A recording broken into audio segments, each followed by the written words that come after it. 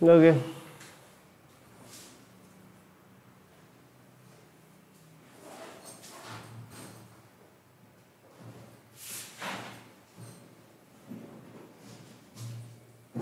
आवाज आ रहा है? एक बार तुम चेक करके बताना, आवाज आ रही है क्या?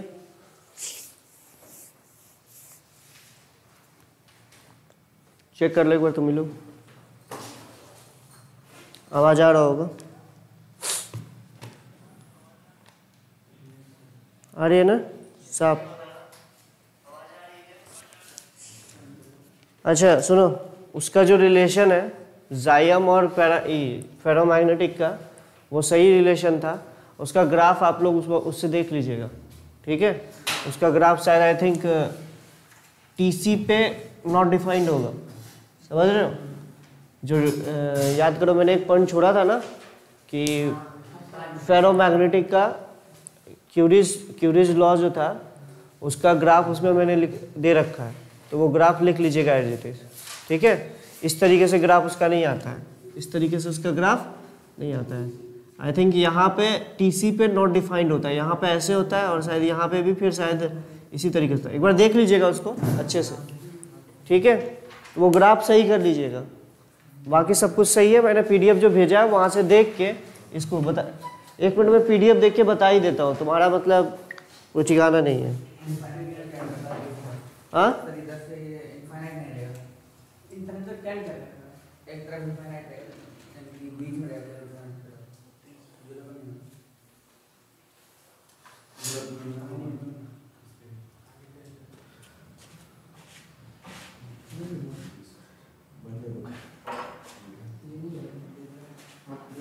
हाँ इस तरीके से होगा। फेरोमैग्नेटिक के लिए जो ग्राफ आएगा जाइम वर्सेस टेम्परेचर का, वो कुछ ऐसे आएगा, ठीक है? देख लो, ये आपका टीसी है, पेज नंबर 29 उसमें दे रखा है जाइम वर्सेस टी ग्राफ। पहला देखो इसके लिए डायमैग्नेटिक मटेरियल के लिए, फिर दूसरा था पैरामैग्नेटिक मटेरियल के लिए, तीसरा था फेरोमैग्नेटिक मटेरियल के लिए। रिलेटिव परमेबिलिटी के बारे में बताया है, देखो रिलेटिव परमेबिलिटी 0 से बड़ा होता है। दूसरे में बताया है कि रिलेटिव परमेबिलिटी 2 से 1 के बीच में होता है पैरामैग्नेटिक मटेरियल के लिए, और जो रिलेटिव परमेबिलिटी है फेरोमैग्नेटिक मटेरियल का वो बहुत ज़्यादा होता है 1 के कंपैरिजन में, 1 से बहुत ज़्यादा होता है। समझ रहे हो मेरी बात को? ठीक है। अच्छा जाइम क्या होता था? 1 प्लस ऑफ म्यू आर होता था, तो उस हिसाब से तुम अंदाज़ा लगा सकते हो कि कौन सा क्या होगा, ठीक है? तो एक बार ये जो चार्ट जो मैंने दिया था ना, क्लासिफिकेशन ऑफ मैग्नेटिक मटेरियल, इसको ये एक तरीके से तुम सोच लो कि तुम्हारा शॉर्ट नोट्स की तरह है। अबे है कि नहीं है? तो सब उसमें आ गया है, जो जितने सारा चीज़ करवाए हैं वो सारा चीज़ इसमें आ गया है। तो एक बार इसको पढ़ लीजिएगा। और जहाँ तक बात है मैग्नेटिक हिस्टेलिसिस या हिस्टेलिसिस लूप, इसमें दिया हुआ है, ठीक है? जब एक बार इसको देख लेना, बाकी तुम्हारा सारा चीज़ मैंने करवा रखा है, और एक बार इसको अगर रीडिंग करना चाहो तो कर लेना। अब आज हम लोग बात करेंगे अर्थ मैग्नेटिक, जियो मैग्नेटिज्म, ठीक है?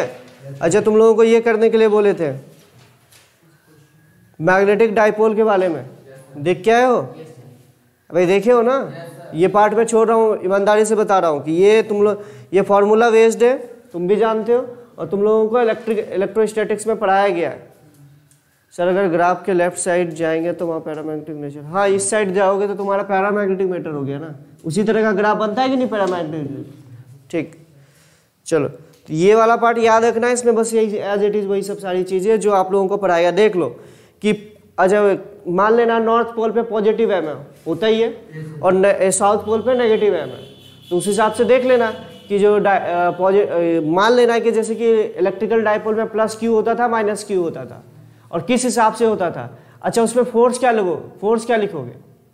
फोर्स क्या लिखोगे? जैसे चार्ज के केस में फोर्स लिखते थे उसी तरीके से आप कर सकते हो। अब जैसे मान लो कि एक आपका सपोज करो कि मैग्नेट के पास दूसरा मैग्नेट एक्सियल पोजीशन पे रखे, तो क्या लगोगे? उस पॉइंट पे पोजीशन उस पोजीशन पे जो मैग्नेटिक फील्ड की पोजीशन है, मतलब एक तरीके से इसको डाइपोल मानने के बाद, एक मैग्नेट को डाइपोल मानने के बाद जो आपका उस पोजीशन पे मैग्नेटिक फील्ड की जो वैल्यू होगी इनटू उसका क्या लिखोगे, मैग्नेटिक मोमेंट।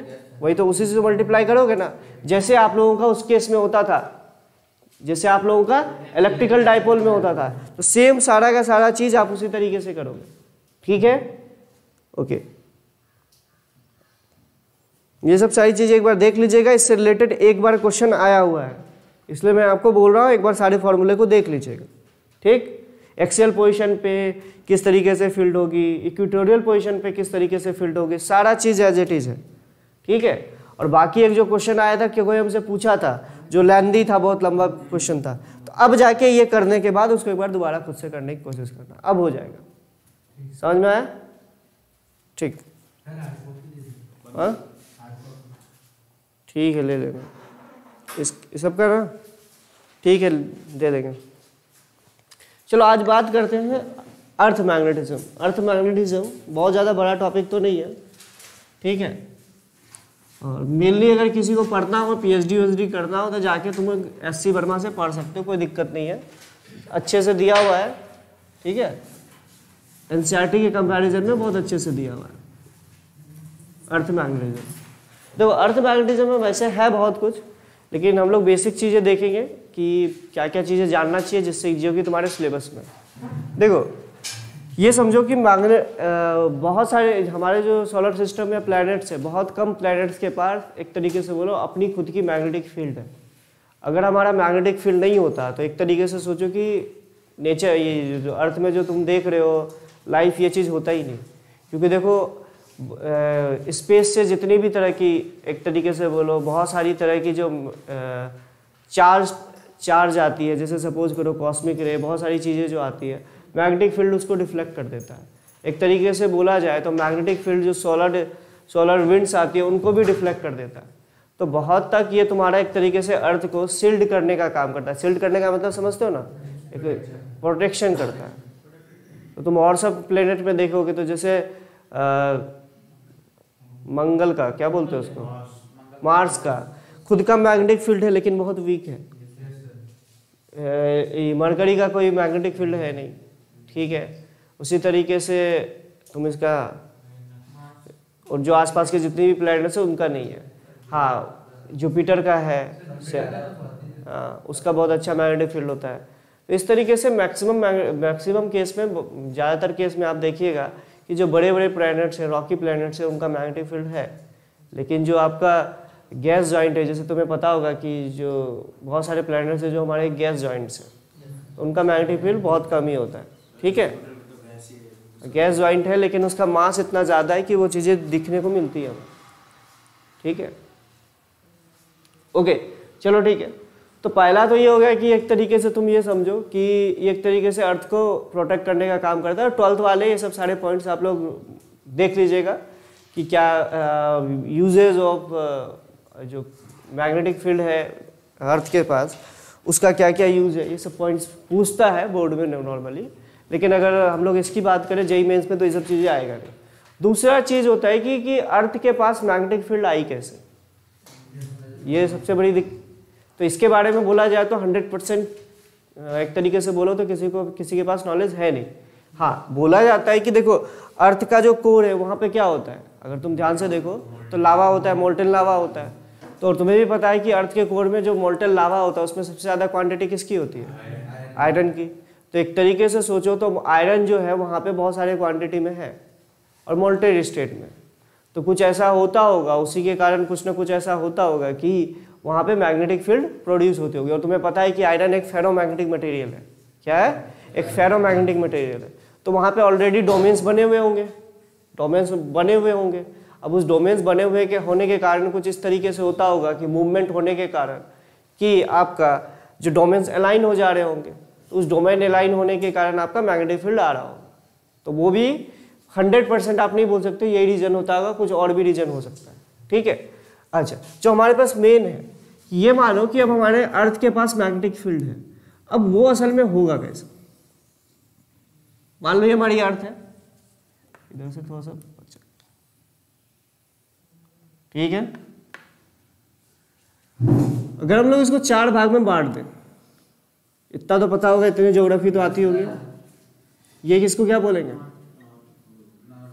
इसको बोलेंगे ज्योग्राफिकल नॉर्थ पोल, इसको हम लोग बोलते हैं ज्योग्राफिकल साउथ पोल। ठीक है, अब असल में यहाँ पे नॉर्थ पोल, अब देखो तुम्हें ये पता होगा 9th-10th में तुम लोगों ने पढ़ा होगा, किसी भी मैग्नेट को फ्रीली अगर इस तरीके से लटका दो तो वो साउथ और नॉर्थ के डायरेक्शन में अलाइन हो जाता है। अरे होता है कि नहीं होता है? क्यों अलाइन हो जाता है भाई?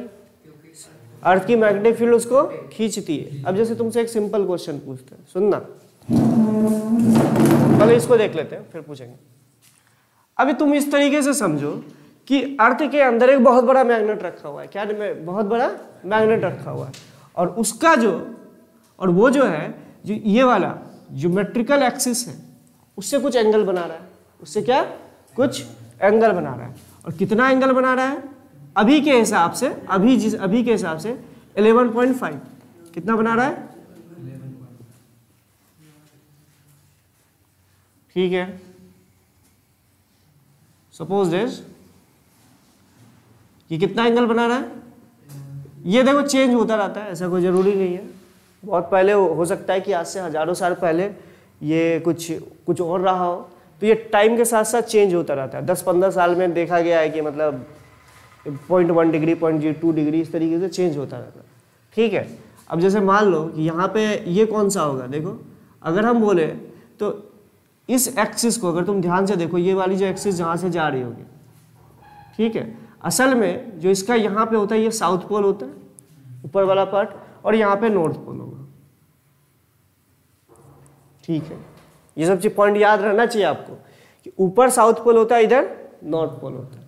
अच्छा, अब एक बात बताओ, इस वाले पॉइंट को जो कि साउथ, जो हमारा अर्थ के इस तरीके से मानो कि अर्थ के अंदर एक बहुत बड़ी मैग्नेट रखी हुई है, उसमें इधर साउथ पोल हो रहा है और इधर नॉर्थ पोल हो रहा है, लेकिन इस पॉइंट को हम लोग बोलते हैं मैग्नेटिक नॉर्थ पोल। अब बोलोगे यहाँ साउथ पोल है, मैग्नेटिक नॉर्थ पोल क्यों बोलते हैं? अब बोल दे भाई, इसको क्या बोलते हैं? Magnetic north pole. अच्छा, इसको हम लोग क्या बोलते हैं? Magnetic south pole. याद रखिएगा ये सब सारी चीजें। इसके जस्ट मतलब ये समझ लो कि मैग्नेट हो सकता है यहां तक भी हो। ठीक है, नॉर्मली मैक्सिमम केस में देखिएगा आप इतना छोटा ही बनाया जाता है, आप ये मान लो कि यहां तक। ठीक, अब एक बात बताओ, मैग्नेटिक फील्ड कैसे हो? इसी तरीके से तो होगी भाई, इधर से निकलेगी। हाँ, उल्टा उल्टा, नॉर्थ टू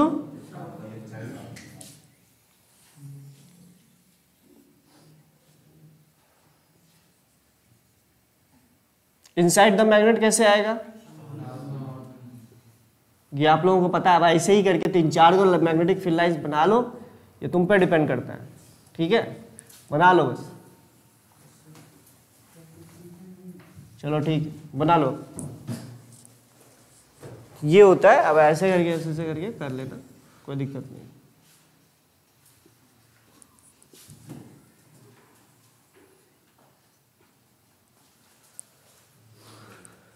बना लो इसको।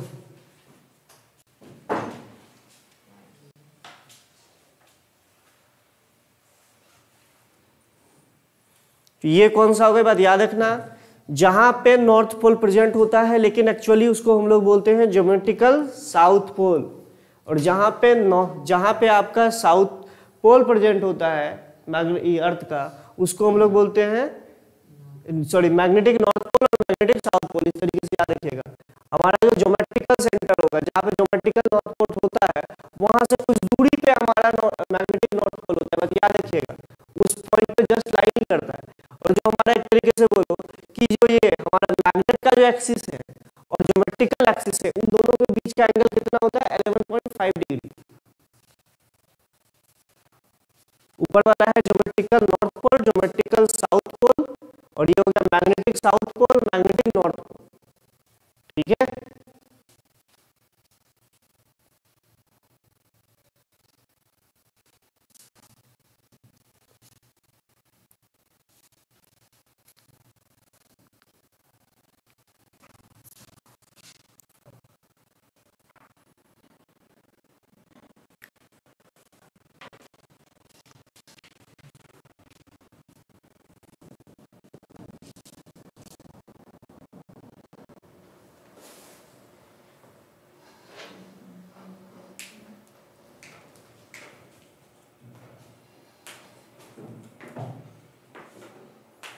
चलो अब ठीक है साउंड,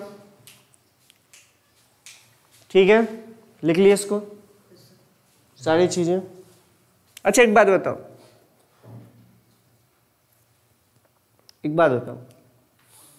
एक मैग्नेट है जो तुमसे क्वेश्चन पूछने वाले थे।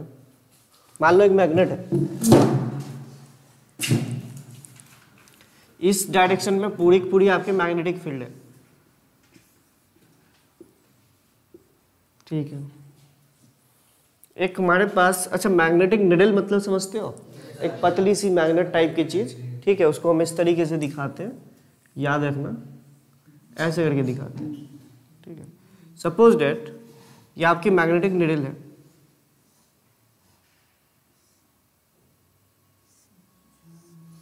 ये इस मैग्नेटिक निडल का नॉर्थ पोल था, ये इसका साउथ पोल था, ये इसकी एक्स। अगर हम इसको ऐसे फ्रीली छोड़ दें तो ये किस डायरेक्शन में अलाइन होगा?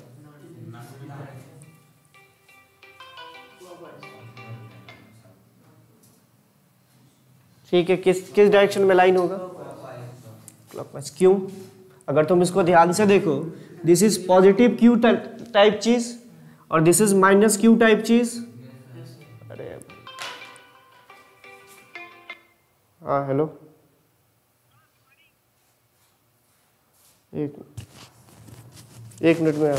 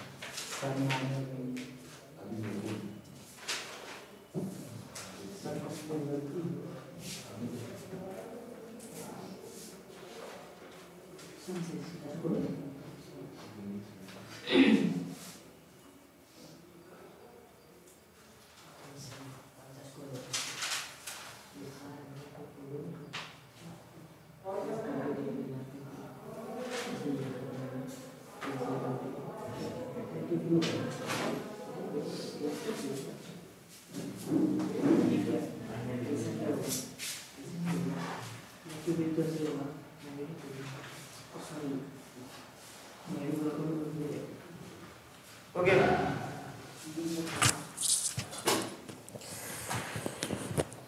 अच्छा ये बताओ कि ये उसी तरीके से होगा पॉजिटिव और नेगेटिव चार्ज की तरह। अच्छा जैसे कि हम लोग जानते हैं कि तुम्हारा ये पॉजिटिव एम और नेगेटिव एम की तरह फील करता है। अरे याद करो यहाँ पे पॉजिटिव एम होगा या नेगेटिव एम होगा। अच्छा तो एक बात बताओ, किसी एक डायपोल को जब हम इलेक्ट्रिक फील्ड या एक तरीके से बोलो मैग्नेटिक फील्ड रीजन में रखते हैं तो क्या होता है, वो मैग्नेटिक फील्ड की डायरेक्शन में या इलेक्ट्रिक फील्ड की डायरेक्शन में अलाइन होने की कोशिश करता है। तो ये किस तरीके से आएगा, समझ रहे हो? मुझे लग रहा है कि नॉर्थ पोल जो होगा, नॉर्थ पोल ऑफ मैग्नेट जो होगा वो आपका मैग्नेटिक फील्ड के डायरेक्शन में अलाइन होगा और साउथ पोल मैग्नेटिक फील्ड के अपोजिट डायरेक्शन में अलाइन होगा। समझ रहे हो मेरी बात को? इसको दूसरे तरीके से भी कर सकते हो, तुम्हें बताया था, याद करो। यहाँ पे कोई मैग्नेट का ये होगा, यहाँ पे कोई मैग्नेट का एक, ये जो मैग्नेटिक फील्ड प्रोड्यूस हो रही है कोई ना कोई एक मैग्नेट के कारण हो रहा होगा, उसका नॉर्थ पोल इस तरफ होगा तो साउथ पोल को ही तो वो अट्रैक्ट करेगा ना। समझ रहे हो मेरी बात को? उस तरीके से भी आप फील कर सकते थे, कोई दिक्कत नहीं है। तो ये बात समझ में आया? अच्छा, अब इसी तरह के क्वेश्चन आते हैं, सुनना मेरी बात को, इसी तरह के क्वेश्चन आते हैं। क्यों? हाँ, कौन कौन? अरे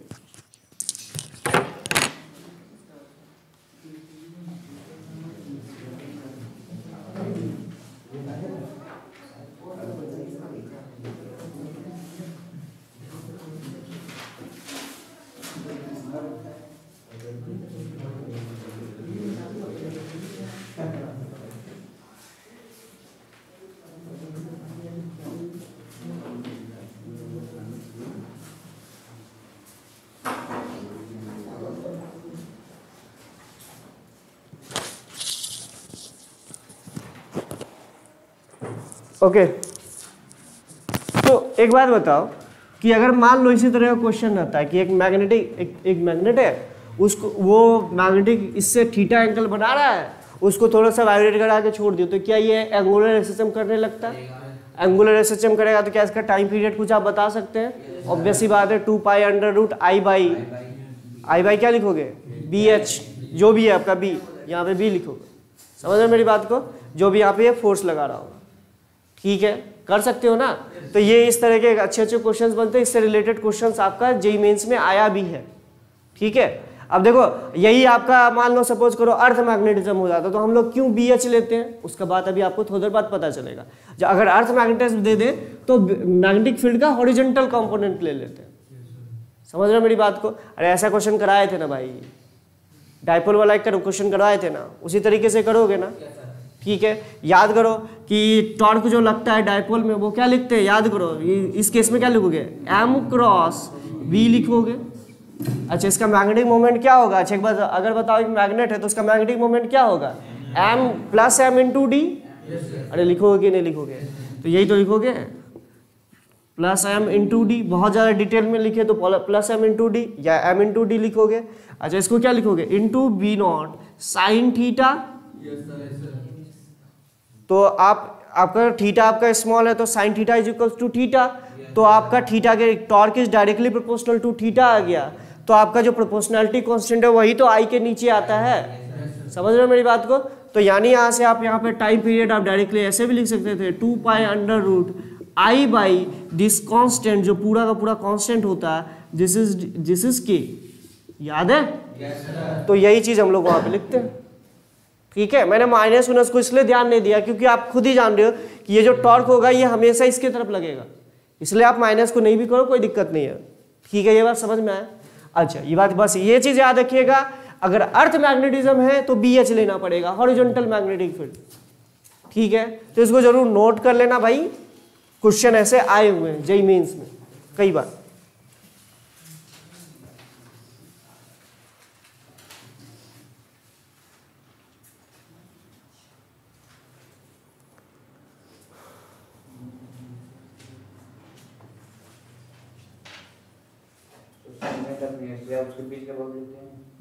इसके बाद अगर किसी को लिखना होगा तो लिख लेना, when we kept a magnetic needle, when a magnetic needle is placed in magnetic field region,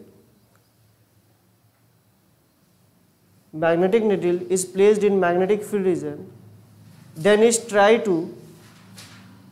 tries to align in the direction of magnetic field,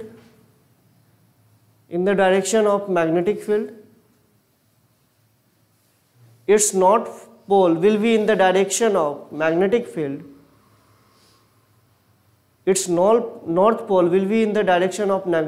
field, and its south pole will be opposite to the direction of magnetic field। मतलब इसका जो north pole होगा वो magnetic field की direction में होगा और south pole जो होगा वो मैग्नेटिक फील्ड के अपोजिट डायरेक्शन पे अलाइन होगा, ठीक है। चलिए,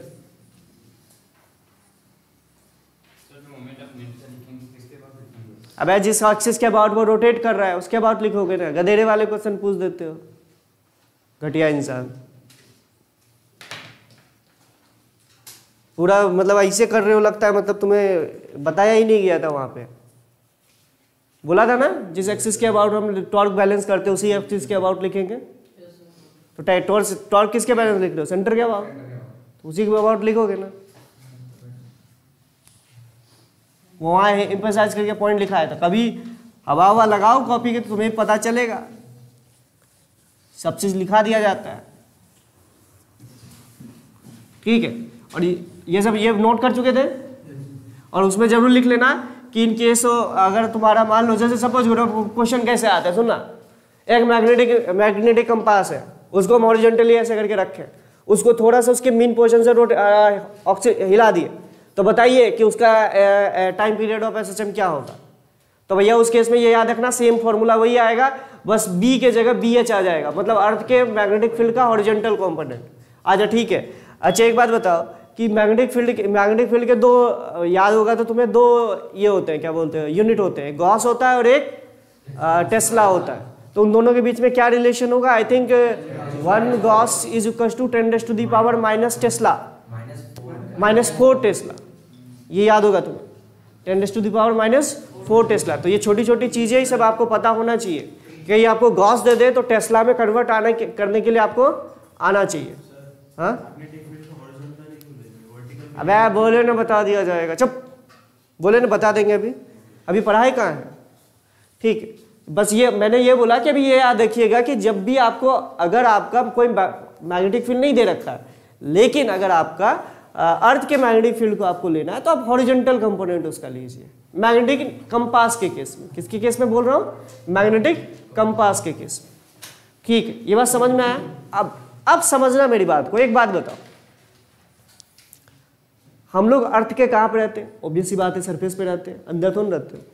तो मैग्नेटिक फील्ड हमारे, अगर तुम बोलो सरफेस पे, अर्थ की सरफेस पे होगा कुछ, क्या हर जगह मैग्नेटिक फील्ड का डायरेक्शन एक ही तरह? अलग अलग है। अगर तुम यहाँ पे हो, सपोज करो कोई यहाँ पे है, इसके लिए वर्टिकल ये तो पता है ना कि ये तो नहीं बोलूँगा यहाँ से गिर जाएगा, ये सब लोग ग्रेविटेशन में डिस्कस कर चुके थे। तो यहाँ पे अगर मैग्नेटिक फील्ड देखा तो ये ऐसे करके, पोल पे मैग्नेटिक फील्ड देखो तो ये जस्ट परपेंडिकुलर है। पोल पे देखो ना इस, अच्छा एक तरीके से बोलो कि मैग्नेटिक नॉर्थ पोल और मैग्नेटिक साउथ पोल किस तरीके से डिफाइन कर सकते हो? वो पॉइंट अर्थ का जहां पे मैग्नेटिक फील्ड जस्ट परपेंडिकुलर हो, समझ रहे हो? जस्ट अर्थ की सरफेस के जस्ट परपेंडिकुलर हो, तो वो कौन सा हो जाएगा?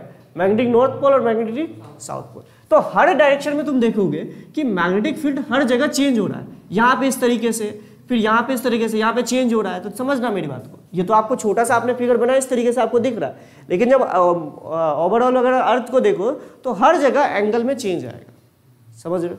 अच्छा एक बात बताओ, अगर तुम कोई मैग्नेट को, सपोज करो ये मेरी मैग्नेट है, इसको हम फ्रीली यहाँ से एक बहुत पतली धागे से पकड़े और ऐसे लटका दिए, तो ये किस डायरेक्शन में अलाइन होगा? मैग्नेटिक फील्ड की डायरेक्शन में। अरे होगा कि नहीं होगा? जैसे मैंने अभी आपको बताया कि एक मैग्नेट को अगर आप मैग्नेटिक फील्ड रीजन में रखिएगा तो उसका जो नॉर्थ पोल होगा, वो मैग्नेटिक फील्ड के डायरेक्शन में अलाइन हो जाएगा, और साउथ पोल किधर हो जाएगा? अपोजिट डायरेक्शन में अलाइन हो जाएगा, समझ रहे हो? मैग्नेटिक फील्ड के अपोजिट डायरेक्शन में अलाइन हो जाएगा।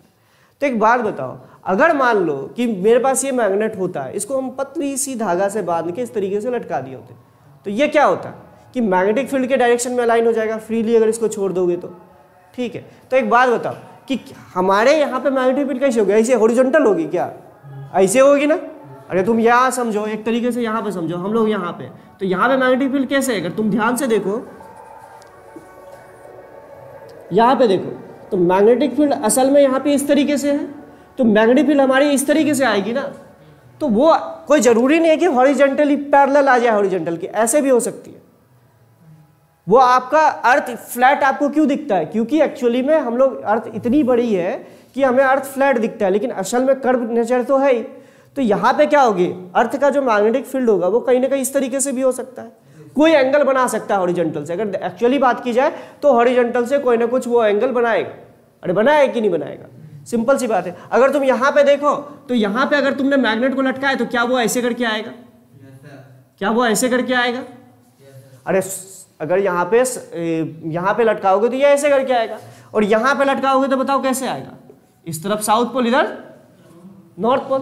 ये बात समझ में आ रहा है? क्योंकि मैग्नेटिक फील्ड यहाँ पे कैसे है और इसी तरीके से तो है, समझना, ऐसे करके फिर इसी तरीके से मुड़िए तो हर डायरेक्शन में मैग्नेटिक फील्ड जो चेंज ही हो रही है ना, ठीक है। तो मे भी हो सकता है, जैसे मान लो सपोज करो कि हमने मैग्नेटिक फील्ड को लटकाया, मैग्नेट को लटकाया फ्रीली, तो ये हमारी मैग्नेट जो है ऐसे आ गई,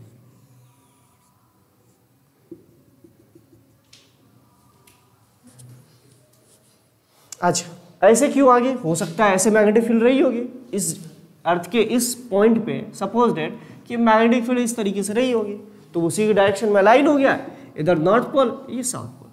अगर हम इस पॉइंट पे देखें तो ये कुछ ना कुछ, ये जो मैग्नेट है कुछ एंगल बना रहा होगा थीटा, अरे कुछ एंगल बना रहा होगा थीटा, इसी को हम लोग बोलते हैं एंगल ऑफ डिप। क्या बोलते हैं इसको?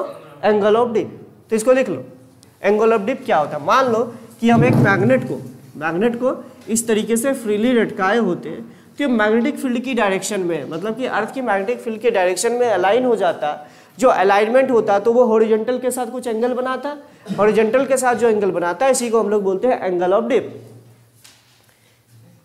Angle made by needle with the horizontal is called angle of dip. It is because of earth magnetic field.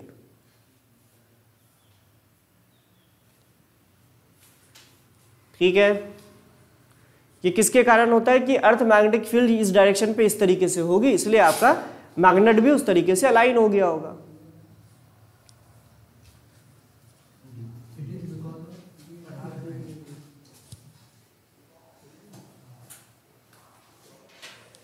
Magnetic field of earth,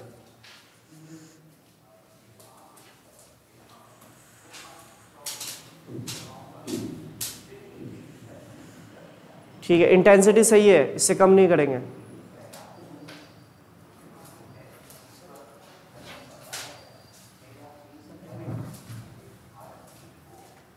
ठीक है, अब देखो हमारे पास होता है मैग्नेटिक कंपास। अगर तुम फ्रीली लटकाओगे तो वो कुछ ना कुछ एंगल बनाएगा। अब कंपास कैसा होता है? फ्लैट। अरे फ्लैट होता है कि नहीं होता है? फ्लैट होता है।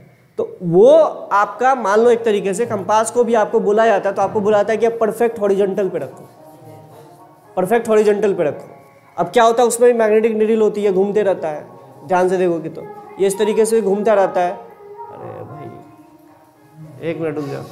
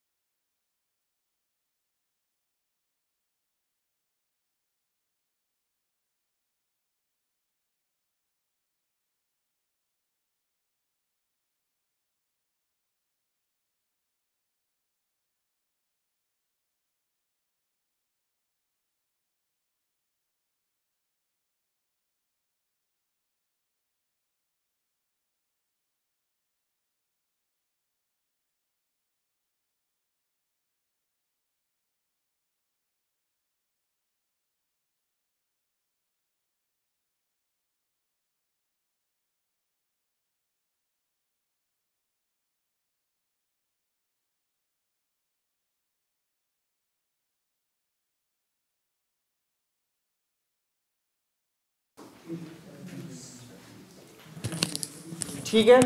अब देखना, देखो हमारा जो मैग्नेटिक निडल होता है, असल में तुम सोचो मैग्नेटिक कंपास जो है हमारा वो हॉरिजॉन्टल होगा। सोचना थोड़ा सा लॉजिकली सोचना।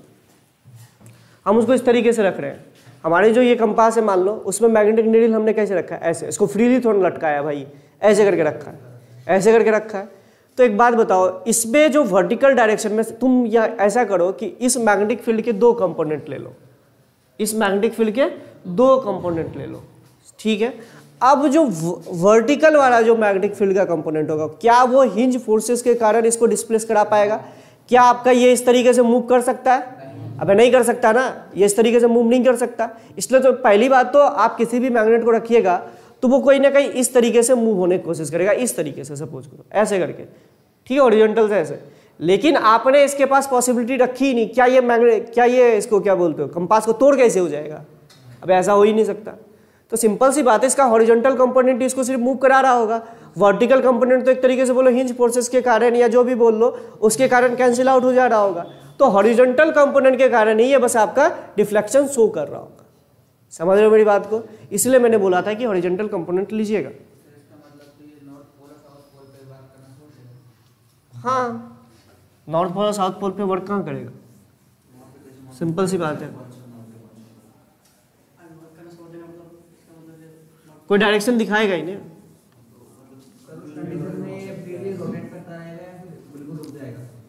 रोटेट करने लगता है, कोई डायरेक्शन स्पेसिफिकली वो दिखाता नहीं है। ठीक है, यह समझ में आया? ओके। अच्छा, अगर तुमसे पूछा जाए कहाँ पे मैग्नेटिक, जैसे क्वेश्चन मैंने देखा था एनसीईआरटी में ही था कि ऐसा कौन सा प्लेस होगा कि जहाँ पे कि हमारा जो ये होगा मैग्नेट जो होगा वो अर्थ के परपेंडिकुलर हो जाए। पोल पे ही तो होगा ना। तो मतलब कुल मिला के वो आपसे पूछना जा रहा था कि कहाँ आपका डीप एंगल 90 हो जाएगा। अबे 90 ही होगा ना, तो डीप एंगल कहाँ का, एंगल ऑफ डीप कहाँ का 90 हो जाएगा? पोल्स पे। Magnetic north pole, magnetic south pole की बात करना, पोल मत बोल देना। अब ज्योग्राफिकल नॉर्थ पोल भी होता है, ठीक है? चलो, अच्छा लेकिन एक बात बताओ, ये तो हम लोग बात कर ली, ओके, कि आपका हॉरिजॉन्टल कंपोनेंट। अच्छा एक बात बताओ, मान लो क्या आप किसी पॉइंट का, अगर आपको कहीं का डीप एंगल पता चल जाए, सपोज करो कहीं किसी पॉइंट का अगर आपको डीप एंगल पता चल जाए कि इस पॉइंट पे जो मैग्नेटिक डीप एंगल है तो वो आपका 30 डिग्री है या 45 डिग्री है सपोज करो, ठीक है? तो क्या आप बता सकते हो कि ये बता सकते हो कि मैग्नेटिक फील्ड किस डायरेक्शन पे होगी? कैसे बताओगे? 45 डिग्री है तो 45 तो भैया ऐसे भी हो सकता था ना, ऐसे भी हो सकता था, ऐसे भी हो सकता था, ऐसे भी हो सकता था, कैसे भी तो हो सकता था ना। सुनना मेरी बात को, मान लो कि आपको किसी पॉइंट का, जैसे अर्थ का इस पॉइंट पे, या अगर आपको डीप एंगल पता है, सपोज करो 45 डिग्री है। 45 डिग्री का क्या मतलब हो गया कि यहाँ पे जो मैग्नेटिक फील्ड जो होगा अर्थ का, वो आपका हॉरिजॉन्टल से 45 का एंगल बना रहा होगा। क्या बना रहा होगा? 45 का एंगल बना रहा होगा, ठीक है? लेकिन अगर तुमको ये बोला गया तो 3D के हिसाब से सोचो, दिस इज 45, ठीक है, this is also 45, this is also 45, इस तरीके से पूरे इसको रोटेट कर दो तो क्या हर जगह 45 ही है ना? तो तुम कैसे बताओगे भैया किस तरफ होगा मैग्नेटिक फील्ड? ठीक है, हम मैग्नेट से बता सकते हो, लेकिन तुम्हारे पास मैग्नेट नहीं है, बोलिन पीएचडी है वो मैग्नेट, उसके पास आंसर आता है। चलो ठीक है, तो असल में अगर बोला जाए तो उसके लिए हमको अगर बताना पड़ेगा, अगर हमें मुझे ये बताना है कि भैया किस तरफ हमारा मैग्नेटिक फील्ड है, मैग्नेटिक फील्ड है, उसके लिए मुझे कुछ टर्म डिफाइन करने पड़ेंगे। उसी के लिए हमने 2-3 चीज़ें डिफाइन की है। तो उसमें पहला पॉइंट लिखना, पहला है ज्योग्राफिकल मेरिडियन, ज्योग्राफिकल मेरिडियन। दूसरा है आपका magnetic meridian, MERIDAN, geographical meridian, magnetic meridian. और तीसरा है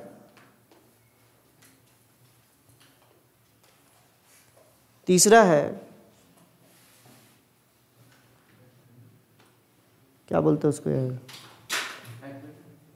एंगल ऑफ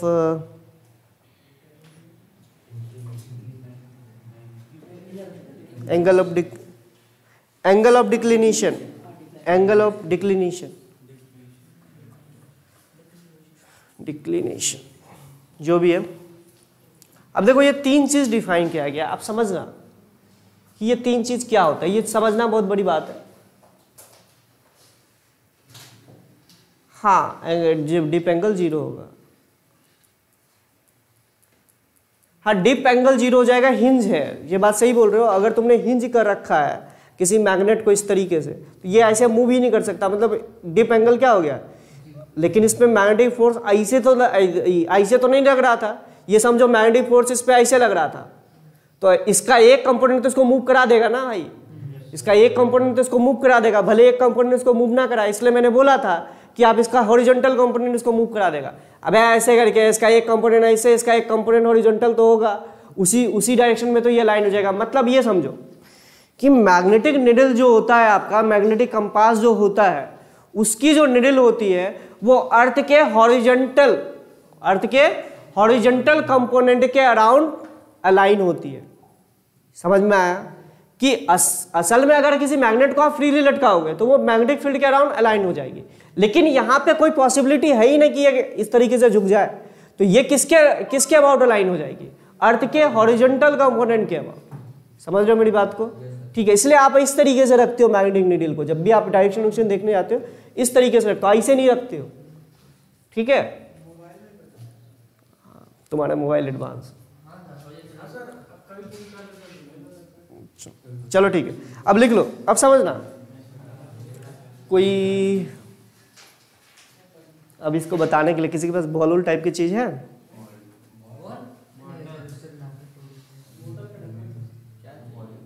रुको एक मिनट, पहले डेफिनेशंस लिख लो फिर बता देते हैं। पहले लिखो, पहले लिखना ज्योग्राफिकल मेरिडियन क्या होता है। ज्योग्राफिकल मेरिडियन क्या होता है इसके बारे में लिख लो। The plane consisting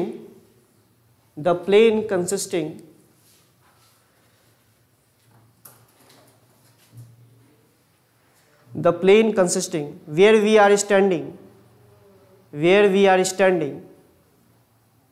and geographical north pole,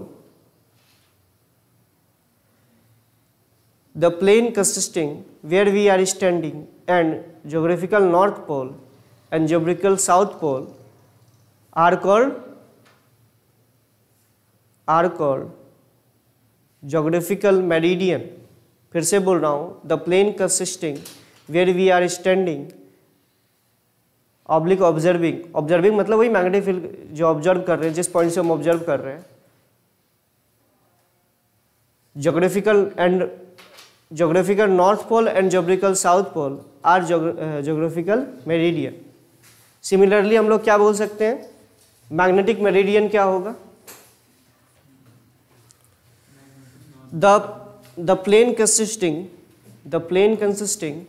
where we are standing and magnetic north pole and magnetic south pole are magnetic meridian। The plane consisting where we are standing and magnetic north pole and magnetic south pole are magnetic meridian। तीसरा point लिखना, angle between these planes are called angle of declination. ये दोनों plane के बीच का जो angle होगा उसको हम एंगल ऑफ डिक्लिनेशन कहते हैं। Angle between these two planes are called angle of declination. आज आप समझना गोल चीज कैसे लाए हम, किसका सर ज्यादा गोल है वे ये बताओ। इधर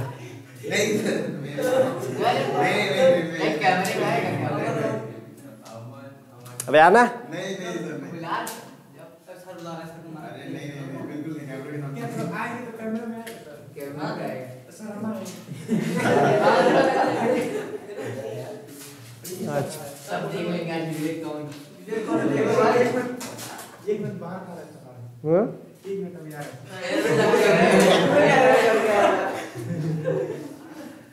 लड़कियों के सारे गुण इन लोगों ने डेवलप कर रखे हैं।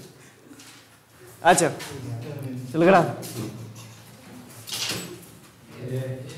चलो ठीक है, देखो मान लो अरे हंसो मत, सुनो, सपोज करो कि इसका अबे हिलना उलना मत, ये मान लो इसका नॉर्थ पोल ये साउथ पोल, ठीक है नॉर्थ। अब इसका गला थोड़ा काट सकते थे ये नॉर्थ पोल समझ लो, चाहे इसका गला है साउथ पोल, ये ज्योग्राफिकल पोल हो गया। ठीक है, इतना समझ में आ रहा है? अच्छा, अब जो तुम्हारा असल में जो मैग्नेटिक नॉर्थ पोल होगा वो कहीं यहाँ पे होगा, और इसी तरीके से यहाँ पे ज्योग्राफिकल साउथ पोल होगा थोड़ा सा दूर पे।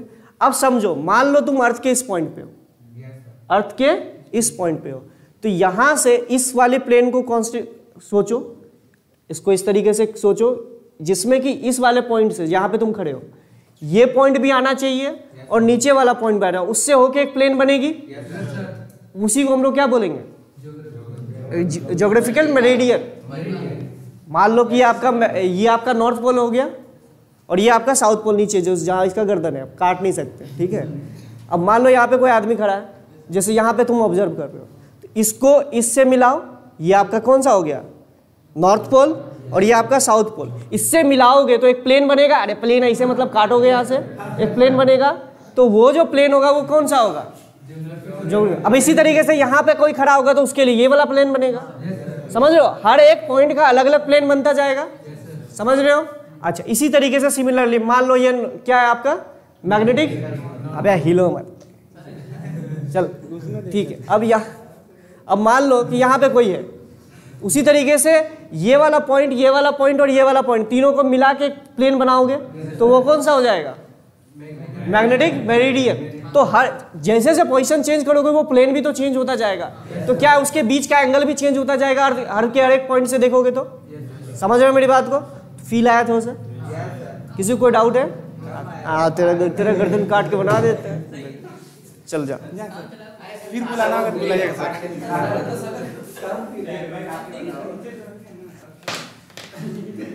चलो ठीक है, फील आया?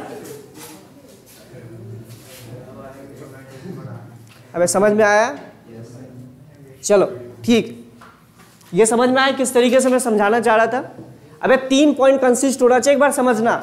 एक इस तरीके से है, मान लो तुम यहाँ पे हो तो ये वाला प्लेन, ये इस हिसाब से समझो तो ये वाले जो प्लेन बनेंगे क्या हो जाएगी, अगर इस पॉइंट पे कोई है ज्योमेट्रिकल।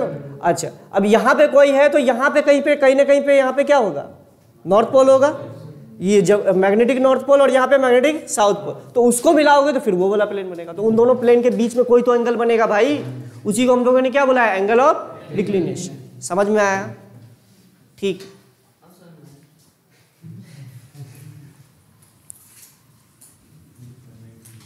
अच्छा, अब इसको थोड़ा सा 2D में बनाते हैं। सपोज करो, मतलब एक बात पता चला मुझे कि क्या आपका एंगल ऑफ डिक्लिनेशन हर एक पॉइंट का, सॉरी एंगल ऑफ डिक्लिनेशन जो जिसको हम लोग मालूम कोई भी एक हर बुक में अलग अलग चीज़ों से उसको असाइन किया है, वो हर एक पॉइंट का अलग अलग होगा। अबे हर पॉइंट पे जाओगे तो वो प्लेन फिक्स्ड होना है। तुम यहाँ पे जाओ, यहाँ पे थोड़ा सा चेंज हो जाओगे तो वो प्लेन थोड़ा सा चेंज हो जाएगा। समझ रहे हो मेरी बात को? 3 पॉइंट्स को मिला के एक प्लेन, मेथ वाले ज़्यादा अच्छे से विजुलाइज पड़े। प्लेन क्या होता है, पहले बात बायो वाले से, प्लेन क्या होता है भाई, प्लेन क्या होता है? प्लेन का मतलब ये समझो, ऐसे कट करोगे जो एक पूरी की पूरी एक जो इस तरीके से सरफेस बनेगी, उसी को प्लेन बोलते हैं। ठीक है, 3D वेक्टर 3D में पढ़ा होगा तुम लोगों ने। हाँ देख, क्वेश्चन पक्का आता है, अच्छे से पढ़ना। हमको तो अभी तक याद है, हमको तो अभी तक याद है, शायद प्लेन के परपेंडिकुलर डायरेक्शन पे एक वेक्टर निकालने के लिए शायद जो उस प्लेन का इक्वेशन होता था, का जो कोएफिशिएंट होता था, उसी से कुछ रिलेशन होता था। हाँ, एक्स वाई जेड के साथ आ जाता है। जैसे मान लो 3x + 3y + 3z = 1, this is the equation of a plane. तो उसका जो कोएफिशिएंट जो होता है एक्स वाई जेड का, उसी से शायद वो शायद परपेंडिकुलर बताता है, नॉर्मल वेक्टर बताता है उसका। देखो अभी 5 साल पहले पढ़े थे, अभी तक याद। हाँ हमको याद नहीं है। ठीक है, होगा बट मतलब वो डिपेंड करता है कि किस चीज़ के बारे में आप डीपली पढ़ रहे हो, सब चीज़ों में होगा। ठीक है, चलो ये समझ में आया। अब देखो होता क्या, जैसे सपोज करो, मान लो कि ये वाली जो प्लेन है, प्लेन का मतलब ये जैसे एक बोर्ड का प्लेन हो गया, ये वाली प्लेन है, और एक दूसरा प्लेन हमें ऐसे करके बना रहे हैं। ठीक है, suppose date this is a geographical meridian और ये आपका हो गया मैग्नेटिक मेरिडियन। ठीक है, ओके। इन दोनों के जो बीच का एंगल होगा, जिसको हम लोग फाई से डिनोट करें, ये क्या हो जाएगा, एंगल ऑफ डिक्लिनेशन। अच्छा, असल में एक बात बताओ, मैग्नेटिक फील्ड होगा, जैसे अगर मैं इस पॉइंट पे खड़ा हूं तो मेरे से यहां से होते हुए एक प्लेन जाएगी जो कि आपका एक तो एक तरीके से बोलो मैग्नेटिक मेरिडियन होगा और एक कौन सा होगा, ज्योग्राफिकल मेरिडियन होगा। अच्छा, एक बार बताऊं, मैग्नेटिक फील्ड जो होगी इस पॉइंट का, मैं स्पेसिफिक पॉइंट की बात कर रहा हूं, वो कौन से प्लेन में होगी? मैं बोल रहा हूं अर्थ की जो मैग्नेटिक फील्ड होगी वो कौन से प्लेन में कंटेन कर रही होगी? मैग्नेटिक मेरिडियन में ही होगी ना। समझ रहे हो मेरी बात को? मैं ये बोल रहा हूं, मैं इस पॉइंट पे खड़ा हूं, अर्थ के किसी पॉइंट पे तो मैग्नेटिक नॉर्थ पोल, कहीं पे मैग्नेटिक साउथ पोल होगा। मुझे मिला दो मैग्नेटिक नॉर्थ पोल से और मैग्नेटिकल साउथ पोल से, इसी तरीके से मैग्नेटिकल साउथ पोल और मैग्नेटिक ज्योमेट्रिकल साउथ पोल से मिला दो, तो उससे मिलके दो प्लेन बनेगी। तो मैं ये बोल रहा हूँ कि जो मेरा जो अर्थ का इस पॉइंट पे जो ये होगा मैग्नेटिक फील्ड होगा, वो किस प्लेन में होगा? वो ऑब्वियस बात है इसी प्लेन में होगा, मैग्नेटिक मेरिडियन में होगा, जिसको हम लोग मैग्नेटिक मेरिडियन बोलते हैं। तो ये क्या हो गया? मैग्नेटिक मेरिडियन, और ये क्या हो गया? Geometrical meridian. ठीक है, मतलब मुझे एक बात पता चली कि अगर मैं सपोज करो, अगर मैं यहाँ पे मैग्नेट को लटकाया होता तो कुछ वो ऐसे करके होता, मतलब वो कौन से प्लेन में होता? Magnetic meridian. मतलब ये समझो कि अगर आपने लटकाया हुआ होता किसी मैग्नेट को तो वो इसी प्लेन में होता। समझ रहे हो मेरी बात को? या कुल मिला के अगर मैं इसको दूसरे तरीके से बोलूं,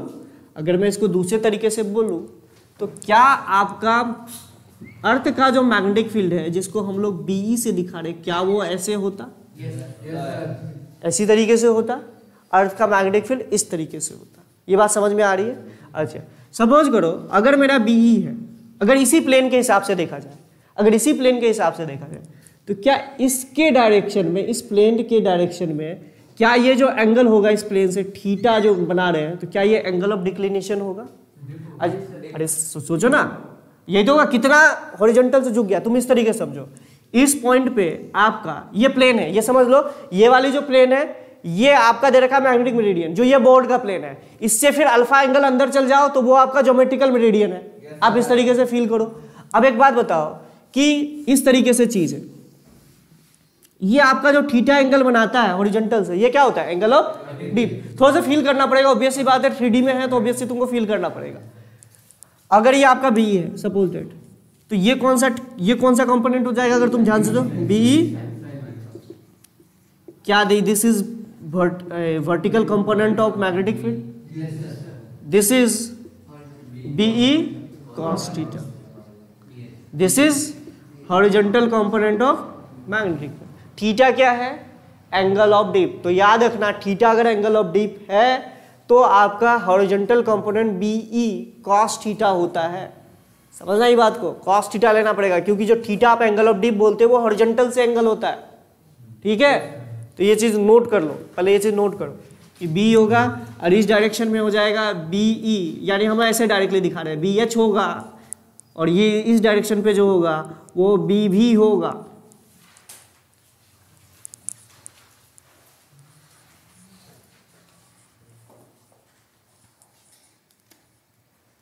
और ये जरूर नोट करना, ये जो फाई होगा अर्थ के हर एक पॉइंट का अलग अलग होता है, क्योंकि तुम खुद सोचना, अलग हजारों करोड़ों प्लेन बनेंगे तो हर एक प्लेन के बीच का एंगल तो अलग अलग आएगा ना। तो अल्फा, ये जो एंगल ऑफ क्या बोलोगे इसको, एंगल ऑफ डिक्लिनेशन जो आएगा हर एक पॉइंट का अलग अलग होगा।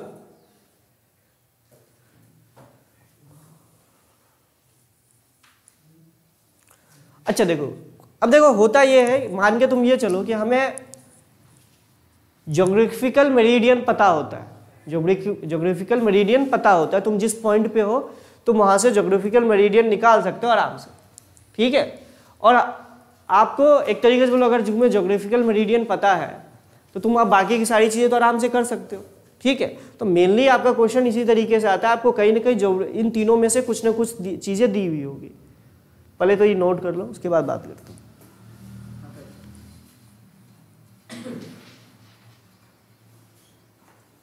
ये स्टार मान के कि मैग्नेटिक निडल मैग्नेटिक मेरिडियन वाले प्लेन में होगी।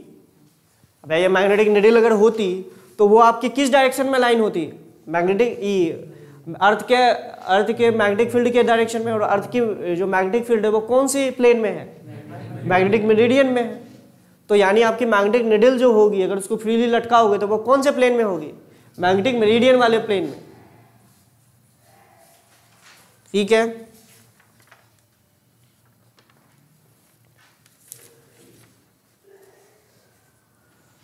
हॉरिजॉन्टल कंपोनेंट, वर्टिकल कंपोनेंट, ये मैंने यहाँ पे भी दिखा दिया। अब देखो एससी वर्मा में ये सब सारी चीजें मैंने एससी वर्मा से ही तुम्हें बताया है। ठीक है, तुम भी जाके पढ़ सकते हो, कोई दिक्कत नहीं है। अब वहाँ पे एक चीज़ दे रखा है, बहुत सारे चीज़ दे रखा है, determination of angle of dip at a place. ऐसे इंपॉर्टेंट नहीं है लेकिन फिर भी सोच रहा हूँ बता देता हूँ। अब होता क्या है, अगर किसी कोई लाया है SC वर्मा, तो कोई लाया है?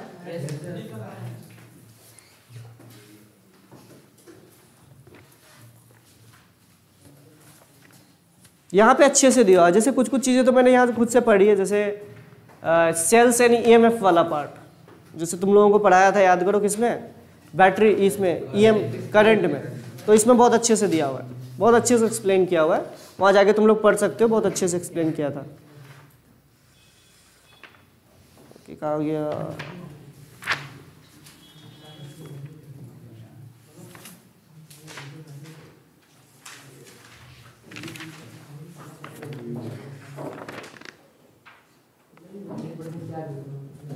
हाँ पेज नंबर 261।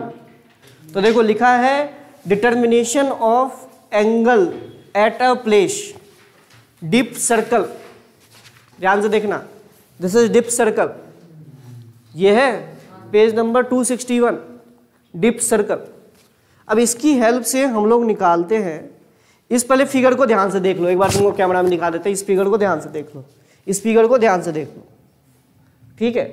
अब ये जो होता है आपका, ये डिप सर्कल होता है, इसी के हेल्प से हम लोग पता कर सकते हैं कि आपका एंगल ऑफ डिक्लिनेशन, सारी चीज़ें किस तरीके से होंगी। अब समझना मेरी बात को, इसमें पूरा का पूरा पैराग्राफ है, मैं थोड़ा सा चीज़ें आपको समझा दे रहा हूँ, एरर वाला पार्ट नहीं बताऊँगा क्योंकि पॉसिबल एरर इसमें कोई मतलब नहीं है, इससे इतना ज़्यादा क्वेश्चंस आएंगे भी नहीं। अच्छा अब समझना, ये थोड़ा सा इंटरेस्टिंग है और इसको समझना थोड़ा सा मुश्किल होता है। मैं आज समझा दूंगा तो मैं आपको बोलूँगा इसको जाके आप एज इट इज़ पढ़ लीजिएगा और जो आपको इंपॉर्टेंट लगेगा उसके हिसाब से लिख लीजिएगा। समझ रहे हो मेरी बात को? इसको मैं बस समझा रहा हूँ इस पूरे के पूरे पैराग्राफ को, ठीक है। मेजरमेंट ऑफ डिप, चलिए ठीक है, पकड़ो, हाँ ये फिगर रहने दो, ठीक है। अब फिगर जिसको इसको देखना होगा देख लीजिएगा, मैं आपको समझाने की कोशिश कर रहा हूँ। देखो होता क्या है, ये जो इंस्ट्रूमेंट है, जिस तरीके से इंस्ट्रूमेंट डिप सर्कल जो है, इसकी हेल्प से हम लोग पता करते हैं, क्या पता करते हैं, वहां पे क्या दिया हुआ है, प्लेन, दोनों प्लेन के बारे में पता करते हैं। अब कैसे करेंगे समझना, मान लो ये आपका मैग्नेटिक मेरिडियन होता, ये आपका मैग्नेटिक मेरिडियन है, आपने फ्रीली यहां पे लटकाया है सपोज करो, तो ये ऐसे करके आएगा, ठीक। उसमें क्या होता है, उस वाले सेटअप को जब आप ध्यान से देखिएगा तो दो सर्कल टाइप की बनी हुई है, एक ऐसे करके और एक वर्टिकल डायरेक्शन पे, वर्टिकल डायरेक्शन में बनी हुई है, एक S वाला होगा, एक कुछ M वाला होगा, इसी तरह कुछ दे रखा है, ठीक है। अब होता क्या है, मान लो उस हॉरिजॉन्टल ऊपर वाले सर्कल को ध्यान से देखना, ऊपर वाले सर्कल को अब ऐसे करके घुमाओगे तो वो कहीं ना कहीं कंपास की तरह है, अब वो ऐसे करके है, उसमें एक मैग्नेट इस तरीके से मैग्नेटिक नीडल ऐसे करके रखी हुई, वो फ्रीली ऐसे करके मूव कर सकती है, पूरा घूम सकती है, समझ रहे हो। जैसे मैग्नेटिक नीडल होती है, जैसे कंपास होता है ना, ये समझो कि ऐसा कंपास है जिसको ऐसे सीधा वर्टिकल रख दी है, जो ऐसे से करके घूम सकता है पूरा, ठीक है, वर्टिकल रख दिए कंपास। अब है क्या, आप समझना, एक बार समझना, मान लो उस कंपास को अगर मैं इस प्लेन पे लेके आऊं, कौन से वाले प्लेन पे, मैग्नेटिक प्लेन पे, तभी वो मुझे रियल एंगल ऑफ डिप देगा, तभी देगा ना। मान लो तुमने ऐसे कर दिया, तो क्या वो एक्चुअल एंगल ऑफ डिप देगा? क्यों? क्योंकि तुम समझना, मैग्नेटिक फील्ड असल में ऐसे करके है, इसी प्लेन में है ना, अरे भैया ऐसे ही तो होगा, इसी तरीके से तो होगा मैग्नेटिक फील्ड, और आपने अगर ऐसे रखा है तो प्योर आपका जो वो होगा वो इस तरीके से अलाइन हो जाएगा। लेकिन अगर आपने उस कंपास को ऐसे रख दिया, समझना मेरी बात को, अगर कंपास को ऐसे रख दिया तो ये तो ऐसा नहीं होगा तोड़ के ऐसे चल जाएगा, अब ऐसे नहीं होगा ना, क्या होगा, अब इसका एक कंपोनेंट ऐसा होगा जिसके कारण ये इस तरीके से अलाइन हुआ होगा, समझ पा रहे हो थोड़ा थोड़ा, ठीक है। तो असल में उस पॉइंट पे, अब समझना मेरी बात को, उस पॉइंट पे अगर आप एंगल ऑफ डिप, वो जो एंगल होगा क्या वो एंगल ऑफ डिप के बराबर होगा? नहीं हो सकता ना। तुम खुद लॉजिकली सोचना कि मान लो ये आपकी जो प्लेन है, ये आपका प्लेन है, आपने एक मैग्नेट को रखा, इस प्लेन पे रखोगे मैग्नेट को, तो जो वो हॉरिजॉन्टल से एंगल देगा डिट इज एंगल ऑफ डिप। आपने मैग्नेट को सपोज करो ऐसे कर दिया, ये ऐसा तो नहीं हो सकता तोड़ के इसे सीधा हो जाए, ये कोशिश तो यही करेगा ना, ये मैग्नेट ये कोशिश तो यही करेगा ऐसे अलाइन हो। लेकिन अब समझना, मैग्नेटिक फील्ड, मैग्नेट हमारा ऐसे है, मैग्नेटिक फील्ड ऐसे करके, इस मैग्नेटिक फील्ड का एक कंपोनेंट जो होगा वो इधर होगा और एक कंपोनेंट ऐसे करके होगा। समझ रहे हो मेरी बात को? एक कंपोनेंट ऐसे होगा, एक कंपोनेंट ऐसे होगा। देखो समझो, इस तरीके से समझो, इस प्लेन में जो मैग्नेटिक फील्ड होगा उसके दो कंपोनेंट होंगे, BH और B वर्टिकल, BH और B वर्टिकल। ये समझ में आया कि मान लो इस प्लेन में मैग्नेटिक फील्ड थी, एक BH होगा, B वर्टिकल होगा, आपने मैग्नेट को रखा है ऐसे, मतलब आपने कंपास को रखा है ऐसे करके, इस प्लेन में रखा है, ऐसे करके कोई प्लेन होगी ना, ऐसे रखा है, ठीक है। तो B वर्टिकल तो इस पे लगेगा, लेकिन B हॉरिजॉन्टल का कोई कंपोनेंट लगेगा। समझना, B हॉरिजॉन्टल का एक कंपोनेंट लगेगा ऐसे करके, वही इसको रोटेट करा देगा। तो यहां पे जो एंगल होगा, क्या वो एंगल ऑफ डिप के बराबर होगा या उससे कम या ज्यादा कुछ भी हो सकता है? समझ रहे मेरी बात को? तो मेरा कहने का मतलब ये है, मान लो तुमने मैग्नेट ऐसे करके रखा है इस वाले प्लेन में, समझना वो दूसरा प्लेन है, ये वाला प्लेन आपका मैग्नेटिक मेरिडियन वाला प्लेन है, एक दूसरा प्लेन है जो कि जिसमें कि आपका जो मैग्नेटिक निडल है वो ऐसे रखी हुई है। अब ये ऐसे तोड़ ताड़ के ऐसे तो नहीं जा सकता, समझना। तो अब आपने जब इसको ऐसे रखा है तो होगा क्या कि इस हॉरिजॉन्टल कंपोनेंट का एक कंपोनेंट इधर आएगा और वर्टिकल कंपोनेंट तो लग ही रहा था, तो उसके कारण अब ये आगे पीछे होगा। क्या वो थीटा हो ये जरूरी नहीं है, हो सकता है उससे कम हो जाए, हो सकता है उससे ज्यादा हो जाए। तो क्या आप बता पाओगे कि क्या वो एग्जैक्ट उस पॉइंट पे वो आपका एंगल ऑफ डिप था? नहीं बता सकते ना भाई, क्योंकि वहां पे हॉरिजॉन्टल का भी एक कंपोनेंट लगा है। मान लो ये प्लेन आपका फाई एंगल बना रहा है, सपोज करना ये एंगल, ये जो है इससे क्या होता है मैग्नेटिक मेरिडियन से फाई एंगल बना रहा है, तो क्या इस हॉरिजॉन्टल कंपोनेंट का एक और कंपोनेंट यहाँ पे आया होगा? वही आपका वही आपको इसको मूव करा दिया होगा। और जो नेट मैग्नेटिक फील्ड के डायरेक्शन में ही तो आपका क्या होगा, क्या होगा? अगर मैं अगर यहाँ पे बोलूँ ध्यान से, तो हमारी मैग्नेटिक नीडल अगर इस तरीके से है तो ये किस डायरेक्शन पे अलाइन होगी? नेट मैग्नेटिक फील्ड के डायरेक्शन में। जो इस प्लेन में जो नेट मैग्नेटिक फील्ड होगी उसी की डायरेक्शन में तो ये अलाइन हुई होगी। समझ रहे हो मेरी बात को? अच्छा, अब नीचे वाला का क्या काम? अब एक बात समझना, सपोज करो कि हम लोग करते क्या है, ऊपर वाला जो आपका है इस तरीके से रखा हुआ है, समझना, एक हॉरिजॉन्टल कंपास है, ठीक है, नीचे में भी आपका सर्कल है, नीचे में भी आपका सर्कल है जो कि मेजर कर सकता है कितना उतना एंगल है। अब सपोज करना आपने ऐसे प्लेन में रखा था, आपने ऐसे रखा तो एंगल ऑफ डिप आपको आराम से मिल रहा है। आपने क्या किया, ऐसे करके रखा तो आपको पता चला एंगल ऑफ डिप ज्यादा है या कम, उस हिसाब से हो सकता है। वर्टिकल कंपोनेंट के हिसाब से देखना, हॉरिजॉन्टल कंपोनेंट का एक कंपोनेंट आएगा। अब आपने इस प्लेन को चेंज करते करते करते करते इस हॉरिजॉन्टल को मैग्नेटिक मेरिडियन के परपेंडिकुलर ले गए। सुनना मेरी बात को, आपने उस वाले हॉरिजॉन्टल वाले कंपास को, जो हॉरिजॉन्टल कंपास था जिसमें क्या नाम दे रखा है उसका, एस वाला, एस जो दे रखा है ऊपर में देखना, एस जो दे रखा है उसको ऑब्वियस ही बात है बॉक्स से हम ये कर देते ताकि एयर का इफेक्ट ना आए, ठीक है। अब अगर मान लो उस एस वाले कंपास को आप उसको क्या करता है, एक्सपेरिमेंट क्या होता है, ऐसे करके घुमाते जाते हो, ऐसे घुमाते जाते हो। सपोज करो आपने घुमाते घुमाते एक टाइम ऐसा आया कि वो वाला जो एस वाला कंपास है वो ऐसे परपेंडिकुलर हो गया, इसके परपेंडिकुलर हो गया, तो क्या बी हॉरिजॉन्टल इस पे कोई इफेक्ट डाल पाएगा? अबे नहीं डाल पाएगा ना, उसका कंपोनेंट भी लोगे तो 90 पे है, तो उसका कुछ कंपोनेंट आएगा क्या? नहीं आएगा ना। अगर कंपोनेंट नहीं आएगा तो क्या, एक बात बताओ, आपने जो निडल रखा है, अब मतलब आपकी मैग्नेटिक निडल ऐसे करके सपोज करो इस वाले प्लेन पे, अब उस पे कौन सा फोर्स, कौन सा मैग्नेटिक फील्ड लग रहा है? बस यही वाला, ये वाला तो लग नहीं पा रहा हो क्योंकि 90 हो चुका, तो आपकी मैग्नेटिक निडल कैसे हो जाएगी? ऐसे होगी, क्योंकि जो आपकी मैग्नेटिक निडल होगी वो नेट मैग्नेटिक फील्ड के डायरेक्शन में होगी, तो नेट मैग्नेटिक फील्ड के डायरेक्शन में ऐसे हो जाएगी। मतलब एक बात पता चली, जब हमारी मैग्नेटिक निडल जस्ट परपेंडिकुलर हो जाए, मतलब ये है हमारा ये मतलब है कि हम उस समय जिस प्लेन पे है उस प्लेन के परपेंडिकुलर हमारा मैग्नेटिक मेरिडियन है। ये बात पता चली, मतलब आप वहां से 90 डिग्री घूम जाओ तो आपको पता चल जाएगा मैग्नेटिक मेरिडियन क्या होगा। समझ में आया? तो यही तरीका होता है मेनली आपका उस प्लेन को, मैग्नेटिक मेरिडियन को फाइंड आउट करने का। समझ रहे हो? अब कितने लोगों को समझ में आया, मैं अंदाज बता दूं।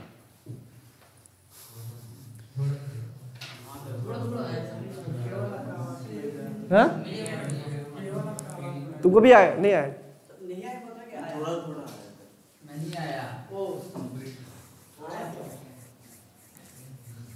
तुमको भी नहीं आया, तुम तो सो रहे थे।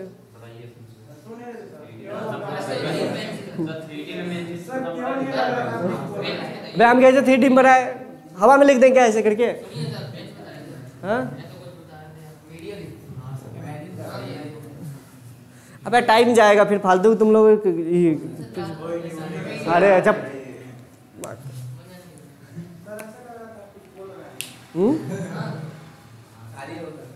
सपोज करो मैंने क्या बोला, मैग्नेटिक मेरिडियन क्या होता है, एक बार लास्ट पर ध्यान से सुनना, कंसंट्रेट करना, समझ में आ जाएगा।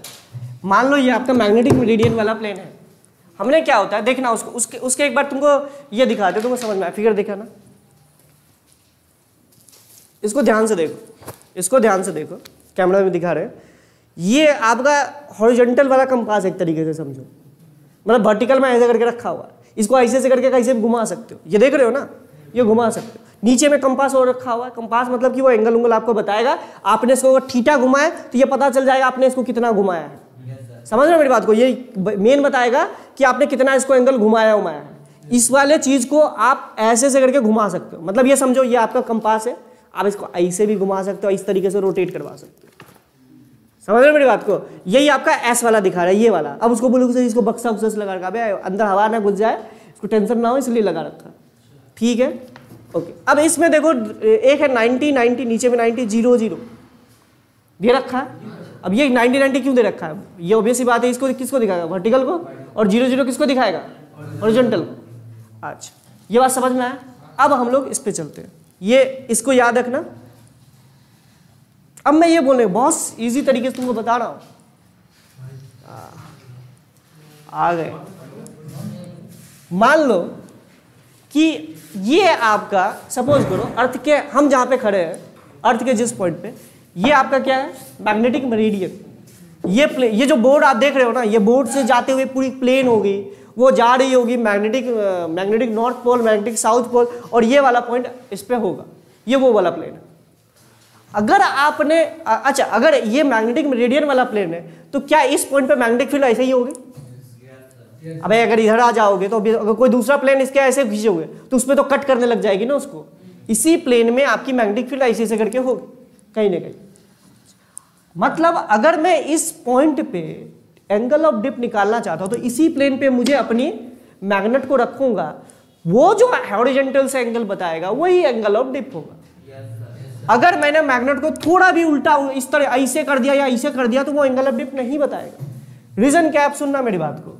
होता क्या है, मान लो कि आपने पहले ऐसे करके रखा तो ये एंगल आ रहा है। सपोज करो कि आपने अपने मैग्नेट को ऐसे करके रखा हुआ, मतलब आप ये समझो कि आपकी जो वो कंपास थी वो ऐसे नहीं रखी हुई है, ऐसे रखी हुई है, मतलब ये समझो बोर्ड के अंदर से होते हुए। अब जो तोड़ के अंदर थोड़ा घुसा सकते हैं, समझ रहे, ऐसे करके रखी हुई है। तो कुछ ऐसे करके मैग्नेट की निडल होगी, कुछ ऐसे करके मैग्नेट की निडल होगी। तो मैं वही चीज को बताने की कोशिश कर रहा हूं। मान लो मैग्नेट की निडल ऐसे करके, ठीक है, मैग्नेट की निडल ऐसे करके। तो एक बात बताओ, मैग्नेट की निडल अगर ऐसे करके रखी हुई है तो इस मैग्नेट के निडल पे तो ऐसे तो नहीं होगा ये तोड़ के ऐसे करके आ जाए, तोड़ के ऐसे तो नहीं आए, ये अब इसी प्लेन के अबाउट रोटेट करेगी। अगर ये ऐसे करके रखी हुई है, ये अगर ऐसे करके मैग्नेट की निडल इस वाले प्लेन पे रखी हुई है तो इसी के अबाउट ये रोटेट करेगी। अब इस पे कितने नेट मैग्नेटिक फील्ड लग रहे हैं ये हम लोग देख लेते हैं। पहला, अगर तुम ध्यान से देखो, ये मैग्नेटिक फील्ड अगर इस प्लेन में थी तो इसके दो कंपोनेंट थे, BH और BV।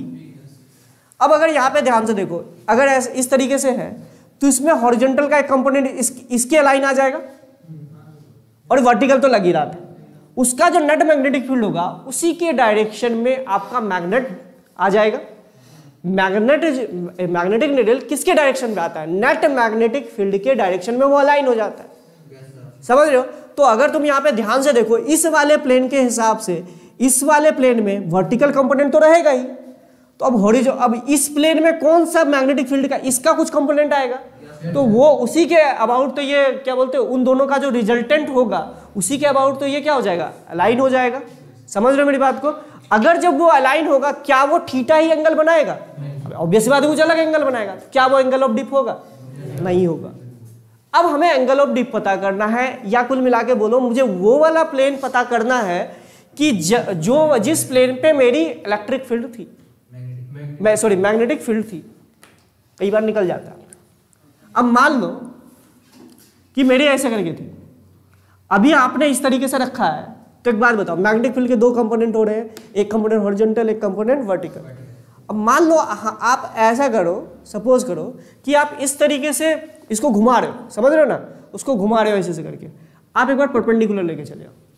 क्या करो, इसको आप परपेंडिकुलर लेके, वो वाला कंपास को आप ऐसे परपेंडिकुलर लेके चले आओ, परपेंडिकुलर लेके चले आओ।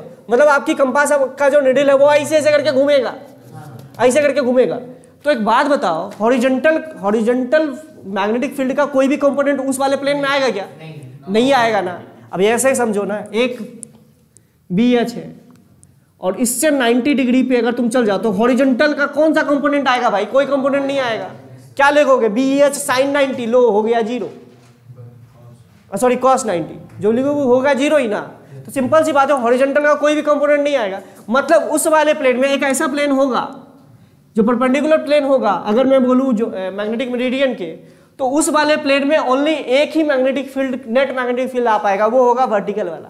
अगर वर्टिकल वाला आएगा तो उसी के अबाउट वो अलाइन हो जाएगा ना। अगर वर्टिकल के अबाउट अलाइन होगा तो हमारी मैग्नेटिक फील्ड ऐसे हो जाएगी, ऐसे होगी। तो मुझे ये पता चल जाएगा भैया ये वो प्लेन है ये वो प्लेन है जहां पे ये वो प्लेन है जिससे कि आपका मैग्नेटिक मेरिडियन 90 डिग्री पे होगा। समझ में आया? अब इससे आधा नहीं बता पाएंगे, रिपीट टेलीकास्ट में देख लीजिएगा दोबारा। ठीक है, ठीक है। अब ये इसलिए बताया क्योंकि कई बार दिक्कत आएंगी, समझ रहे मेरी बात को? इसको एक बार सोचिएगा, अच्छे से आ जाए। अब देखो इससे रिलेटेड क्वेश्चन की जहां तक बात करूं, सुन लो, क्वेश्चन की बात करूं तो सबसे अच्छा होगा, आप लोग को मैंने वो DPP दिया था, उसके क्वेश्चन शुरू करो। बहुत अच्छे अच्छे क्वेश्चन है उसमें, मतलब बहुत अच्छे अच्छे क्वेश्चन है। अब देखो इसमें पूरी अगर एक तरीके से देखा जाए ना, तो पूरी की पूरी तुम्हारी 3D इमेजिनेशन ही काम करेगी। अब समझना, मान लो अगर आपको बोल दिया जाए, सपोज करो क्वेश्चन मैं अपने मन से बना रहा हूँ, ऐसा नहीं मैं कोई क्वेश्चन देखा हूँ। मान लो आपको बोल जाए कि ऐसे प्लेन में हम लोग जो कि मैग्नेटिक मेरिडियन से थीटा एंगल पे बना रहे हैं, मैग्नेटिक मेरिडियन से थीटा एंगल पे बना रहे हैं, तो आप बताइए कि हमारा मैग्नेट जो होगा वो कितना एंगल हॉरिजॉन्टल से बनाएगा? कोई दिक्कत है? मुझे लगा कोई दिक्कत नहीं। अगर तुम इस चीज को समझ गए हो तो बड़ा आसानी से कर लोगे। मतलब ये समझो कि यहाँ से एक प्लेन है, यहाँ पे थीटा एंगल बना रहा है, मतलब इसका वर्टिकल कंपोनेंट लोगे, उस थीटा एंगल से इस हॉरिजॉन्टल कंपोनेंट को लोगे, और इसको ये कंपोनेंट लोगे, उसके जिस एंगल के, मैं क्या बोल रहा हूँ फिर से सुनो, हॉरिजॉन्टल कंपोनेंट इधर होगा, इससे एक थीटा एंगल पे एक और प्लेन होगा, उसी प्लेन के अबाउट आपका ये मैग्नेट लटका हुआ होगा। अब मैग्नेट जो होगा वो नेट मैग्नेटिक फील्ड के डायरेक्शन पे होगा। सुनना मेरी बात को। अब नेट मैग्नेटिक फील्ड कैसे निकालेंगे? अब इस हॉरिजॉन्टल का कुछ थीटा, अगर तुम यहाँ पे ध्यान से देखो तो इस हॉरिजॉन्टल से का थीटा एंगल पे, ये मान लो थीटा एंगल पे आएगा, तो यहाँ पे इसका कंपोनेंट क्या होगा? BH cos थीटा, और नीचे है BB। इन दोनों का रिजल्टेंट देख लो किस एंगल पे आया, उसी पे आपका मैग्नेट जो होगा मैग्नेट वही उसी एंगल पे तो होगा, तो वो देख लो हॉरिजॉन्टल से कौन से एंगल पे आ गया।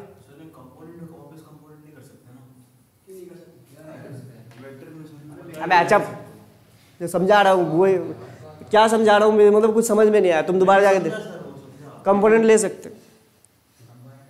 अबे इस वाले प्लेन के हिसाब से देखोगे ना, इस वाले प्लेन के हिसाब से, तो उस वाले प्लेन में कौन सा कंपोनेंट होगा? इसके जो परपेंडिकुलर होगा, इस BH का जो परपेंडिकुलर कंपोनेंट होगा वो इसको थोड़ा ना मूव करा सकता, वो तो हिंज है ना एक तरीके से, ऐसे थोड़ा चल जाएगा भाई। एक तरीके से समझो हिंज फोर्सेस के कारण वो मूव नहीं कर सकता। अब यार तुम ये समझो ना, गधेड़े वाले काम करते हो, फोर्स वाले, जैसे फोर्स होता है, सुनना, प्लेन पे कुछ ऐसे करके फोर्स रखी हुई है, समझना, ऐसे करके खींचती हो तो एक कंपोनेंट उसको इस तरीके से मूव कराता है। मान लो तुम्हारा जो वर्टिकल वाला कंपोनेंट इतना नहीं है कि mg को उठा सके, मतलब उसको लिफ्ट करा सके, तो वो ऐसे ही मूव करता चल जाएगा ना।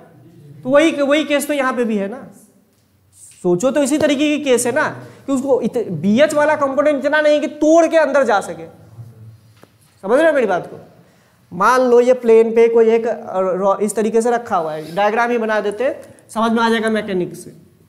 ये है m मास, इसको आप F4 से ऊपर की ओर खींच रहे हो तो इसके दो कंपोनेंट होंगे, F cos theta, F sin theta.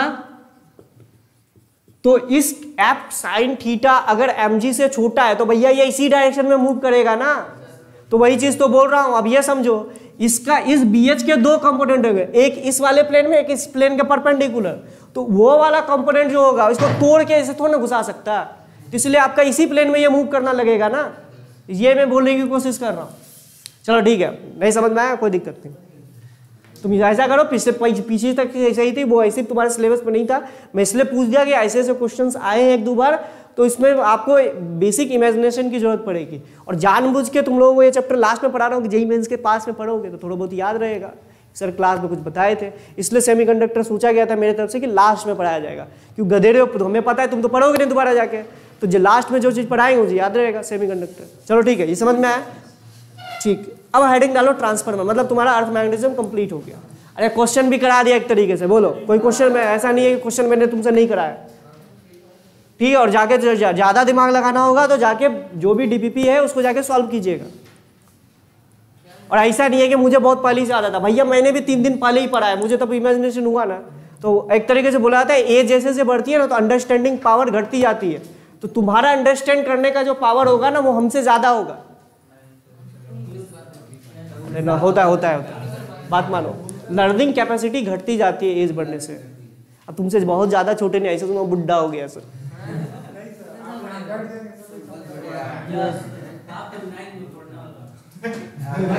हाँ, और तुम दादाजी की उम्र के हो। चलो ट्रांसफार्मर लिखो, हेडिंग डालो ट्रांसफार्मर। अबे थोड़ा सा जगह छोड़ ले, बोला हूँ जाके दोबारा जाके पढ़ लियो 80 वर्मा, कहीं भी हक देता है तू।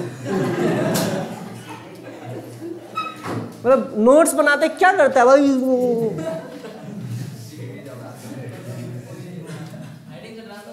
ट्रांसफार्मर,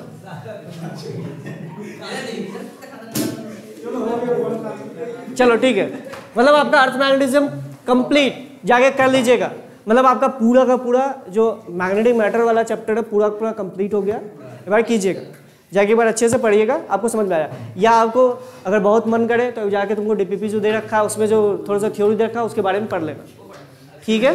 जो तुम्हारा मन करे जहाँ से पढ़ना हो पढ़ लेना, लेकिन ये कॉन्सेप्ट इसलिए इंपॉर्टेंट था, इस पर क्वेश्चन आया हुआ है प्रीवियस ईयर में, ठीक है। चलो ट्रांसफार्मर की बात करें, हाँ वही ट्रांसफार्मर जो हम लोग देखते हैं गली चौराहे पे लगा हुआ होता है, बड़ा बड़ा सा लगा हुआ था, उसी की हम लोग बात करेंगे, ठीक है। अब देखो ट्रांसफार्मर, अच्छा तुम्हें ये तो पता नहीं कि घर में जो हमारे पास जो सप्लाई आता है वो एसी आता है अल्टरनेटिंग करंट, जिसकी वैल्यू होती है I = I0 sin omega t। याद करो मैंने बताया था तुम लोगों को, EMI याद करो, तो अगर हम किसी भी कॉइल को मैग्नेटिक फील्ड में ओमेगा से घुमाने लग जाए तो क्या एंगल बिटवीन ये जो B और एरिया वेक्टर चेंज होने लगेगा, तो फ्लक्स भी चेंज होने लगेगा। याद करो फ्लक्स चेंज होने के 3 तरीके बताए थे, पहला B को चेंज कर दो, एरिया को चेंज कर दो, या एंगल बिटवीन B और A को चेंज कर दो। 3 चीज बताया था। अगर चेंज होने लगेगा तो क्या करंट बढ़ने लगेगा, उस करंट की वैल्यू को आप कैसे निकाल सकते हो, फ्लक्स को डिफरेंशिएट कर दो टाइम के रिस्पेक्ट में, तो आपका करंट ईएमएफ पता चल जाएगा, और ईएमएफ को आप रेजिस्टेंस से डिवाइड कर दो तो आपको क्या पता चल जाएगा, करंट। सिंपल सी बात है। तो एक तरीके से बोला जाए तो ईएमआई जो है कुछ अलग चीज नहीं, एसी कोई अलग चीज नहीं है, ईएमआई का एक छोटा सा पार्ट है, बहुत बड़ी, ऐसा मत समझना बहुत छोटा सा पार्ट है, पूरी इंजीनियरिंग इस पे चल जाती है, इलेक्ट्रिकल इंजीनियरिंग पूरा इसी पे, ट्रांसफार्मर में पूरा इलेक्ट्रिकल इंजीनियरिंग, तो पावर फैक्टर में पूरा का पूरा इंजीनियरिंग, इसलिए बोला जाता है electrical engineering one of the मतलब टफेस्ट इंजीनियरिंग होता है। और याद रखना सबसे ज्यादा टफ क्यों बोला जाता है, क्योंकि देखो ये मान के चलो कि सीएससी में पूरा का पूरा सीएससी और इलेक्ट्रिकल इंजीनियरिंग का एक पर्टिकुलर एक बुक ही उसके बराबर हो जाता है, इतनी इलेक्ट्रिकल इंजीनियरिंग बड़ी होती है। समझ रहे हो मेरी बात को। तो अभी तो हम लोग बहुत बेसिक लेवल पे देख रहे हैं, जब कोई किसी के भैया होगा अगर इलेक्ट्रिकल इंजीनियरिंग किया होगा तो पूछना, उसका दर्द पूछना, बोलेंगे भैया बहुत है जिंदगी में दर्द। हम लोग नहीं थे भाई, हम लोग रहते तो हम लोग पढ़ा पाते, समझ रहे हो, कभी नहीं करा पाते इतना। लेकिन असल में सबसे ज़्यादा टफ माना जाता है मैकेनिकल इंजीनियरिंग। रीजन होता है वहाँ में बुढ़ा जब होता है बड़ा दिमाग खराब करता है, तुम जरा सा माइनस की जगह प्लस कर दिया तो पूरा काट देगा। तो खास करके कानपुर का तो सबसे ज़्यादा हालत खराब है। कानपुर में किसी से पूछोगे तुम्हारा भाई कितना CGPI है, बोलेगा 5, तो तुम बोले भाई 50% मार्क्स लेके आया है, लेकिन पता चलेगा उसको कि 50% मतलब वो टॉपरे है।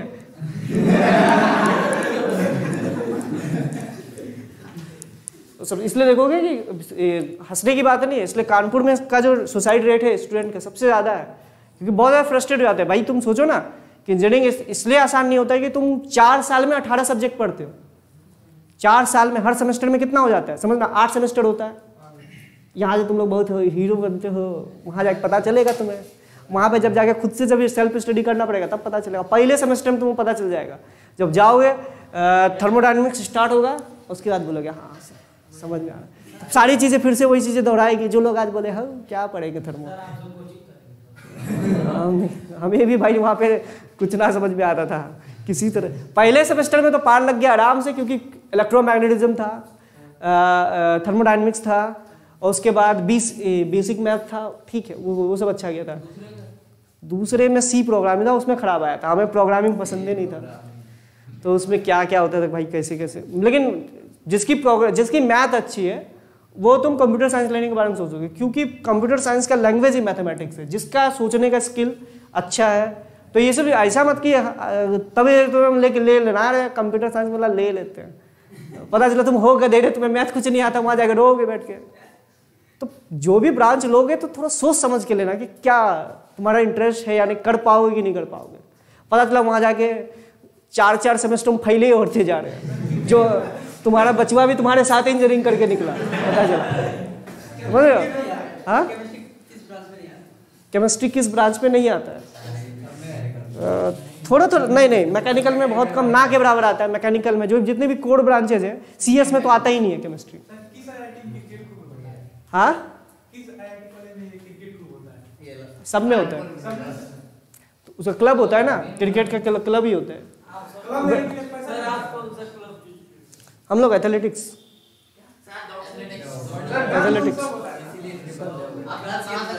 तो बेटा देखो ये बात याद रखना, इंजीनियरिंग कॉलेज में वो ये गर्लफ्रेंड बना पाता है जो डांस क्लब में होता है। फैक्ट बता देते हैं,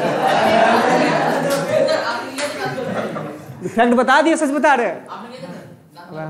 गए थे हम लोग सिंगिंग क्लब में गए थे, फिर हम लोग छोड़ दिए। ठीक है नहीं चार्ज की बात नहीं, जाना छोड़ दिया। ऐसे से बात कर रहे थे, सीनियर सब था, हमको बोल दिया कि तुम बिहारी लोग रॉक और लॉक ही बोलते हो। तो मेरा उस दिन दिमाग खराब हो गया, हम बोले भैया आएंगे नहीं तुम्हारे पास। उस दिन के दूसरी बार गए ही नहीं।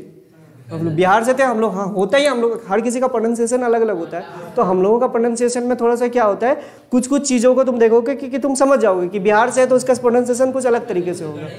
ठीक है, तो हमको बोल दिया, लग गया बुरा। हम उसी समय बोल दिया कि सर आप ऐसे कैसे बोल सकते हो, जैसे सीनियर से कभी बात तो किया नहीं जाता है, तो आप ऐसे कैसे बोल सकते हो। तो हम उस दिन से आए ही नहीं, मुँह लगा लिया, हम बोले कि ये मुझे अच्छा नहीं लगा, तो फिर मैं उस दिन से आया ही नहीं। ऐसे सीनियर से करना नहीं चाहिए।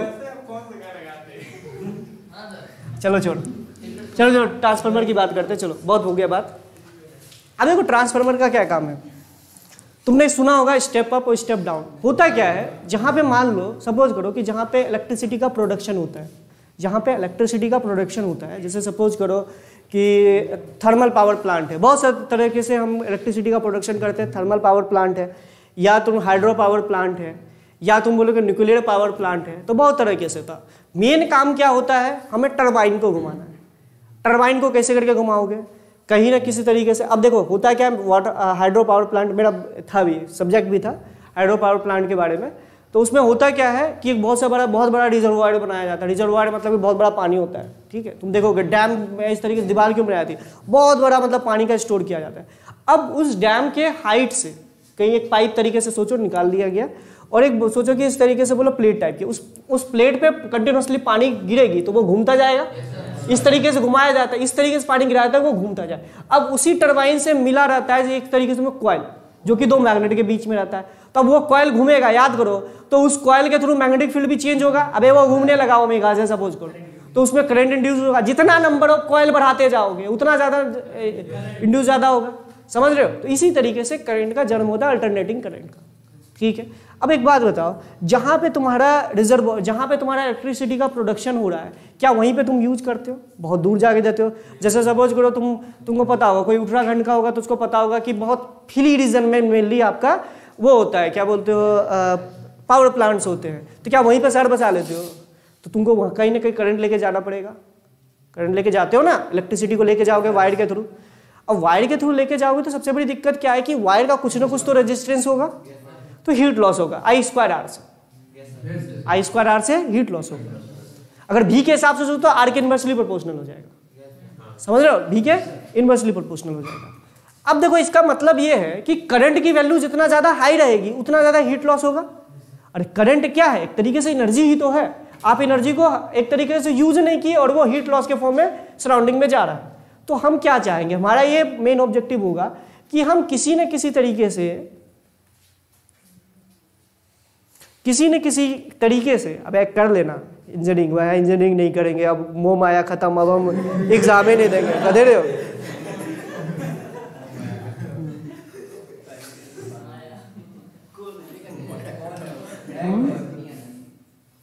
ठीक है, स्पर्श गधा। सुनो, अब होता है क्या कि मान लो एक तरीके से मैं बोलूँ हीट लॉस अगर मान लो मेरे पास है, हो रहा है I²R से, तुम देख सकते हो। बाद में जब एसी पढ़ाएंगे तुम्हें समझ में आएगा कि IRMS इंटू आप R लिख सकते हो, IRMS इंटू R क्यों लिखते हो वो बाद में आपको पता चलेगा कि जब एवरेज पावर की बात निकालोगे तो एवरेज पावर की जगह IRMS का टर्म आता है। अच्छा, IRMS की वैल्यू क्या हो जाएगी, I0 पीक वैल्यू √2 होती है। ठीक है, मैंने बताया था तुम लोगों को एवरेज वैल्यू कैसे निकाला जाता है, IRMS वैल्यू कैसे निकाला जाता है, बता याद करो, KTG का कॉपी खोलना, कंटिन्यूअस फंक्शन के लिए कैसे करके एवरेज निकालते हैं, और क्या बोलते हो कंटिन्यूअस फंक्शन के लिए RMS वैल्यू कैसे निकालते हैं। तुम वहां पे एक बार जाके पढ़ना, हवा हुआ लगाना, तो आराम से तुमको पता चल जाएगा। ठीक है, ओके। अगर मेरी करंट की वैल्यू बहुत ज्यादा है, सुनना, करंट की वैल्यू बहुत ज्यादा है तो मतलब हीट लॉस बहुत ज्यादा होगा। तो हम लोगों ने सोचा क्यों ना करंट की वैल्यू को घटा दिया जाए, वोल्टेज की वैल्यू को बढ़ा दिया जाए। ठीक है, करंट की वैल्यू को घटा दिया जाए, मतलब ये समझो जहां पे आपका इलेक्ट्रिसिटी का प्रोडक्शन होता है, जहां पे इलेक्ट्रिसिटी का प्रोडक्शन, जितने भी पावर प्लांट बताए हमने प्रोडक्शन होता है, वहां पे हम लोग क्या करते हैं, करंट की वैल्यू को घटाते हैं, वोल्टेज की वैल्यू को बढ़ाते हैं। तो वो कौन सा होगा बताइए, वो कौन सा होगा, क्या होगा? अब मान लो सपोज करो कि हमें घर के पास लेना है। अब तुम्हें पता होगा 30,000 वाट ऐसी वोल्टेज आती है। अब तुम्हारे घर में लगा दो 30,000 वाट, पता चला तुम अगले दिन हो ही नहीं, बल्ब तो जला ही, सब कुछ घर भी जल के खत्म। समझ रहे हो, 30,000 वाट कितना बड़ा, वो जो काला काला वायर जो चलता है, तुम कभी सोचे हो कोई कि इस वायर से ले लेते, चुरा लेते हो करेंट, पता चला तुम खत्म हो जाओगे। अबे तुम उस वायर के समझना, वो जो ब्लैक वाली जो वायर जाती है ना, उसके आसपास भी तुम रखोगे तुमको अच्छा हर झटका लगेगा, ऐसा नहीं होता है, उसकी बहुत ज्यादा झटका लगता है, उसमें स्ट्रॉन्ग मैग्नेटिक फील्ड जो होते बहुत ज्यादा स्ट्रॉन्ग होते हैं। समझना, करंट इतनी वोल्टेज इतनी ज्यादा है, ठीक है, चलो वोल्टेज इतनी ज्यादा है तो समझना ऑब्वियस सी बात, वहाँ मैग्नेटिक फील्ड बहुत ज्यादा, तो दूर से तुमको झटका लगेगा। ठीक है, तो वो होता है, अब वो होता है स्टेप अप।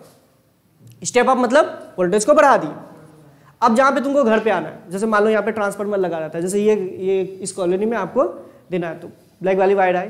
अब इसको क्या करना पड़ता है, स्टेप डाउन। तो 30,000 दे देगा, पता चला तो कोई बचा ही नहीं, तो घटा 220 वोल्ट तक हम लोग लेके आते हैं। तो जहाँ पे आप मतलब आपका प्रोडक्शन साइट है वहाँ स्टेप अप होता है, स्टेप अप ट्रांसफार्मर्स होते हैं।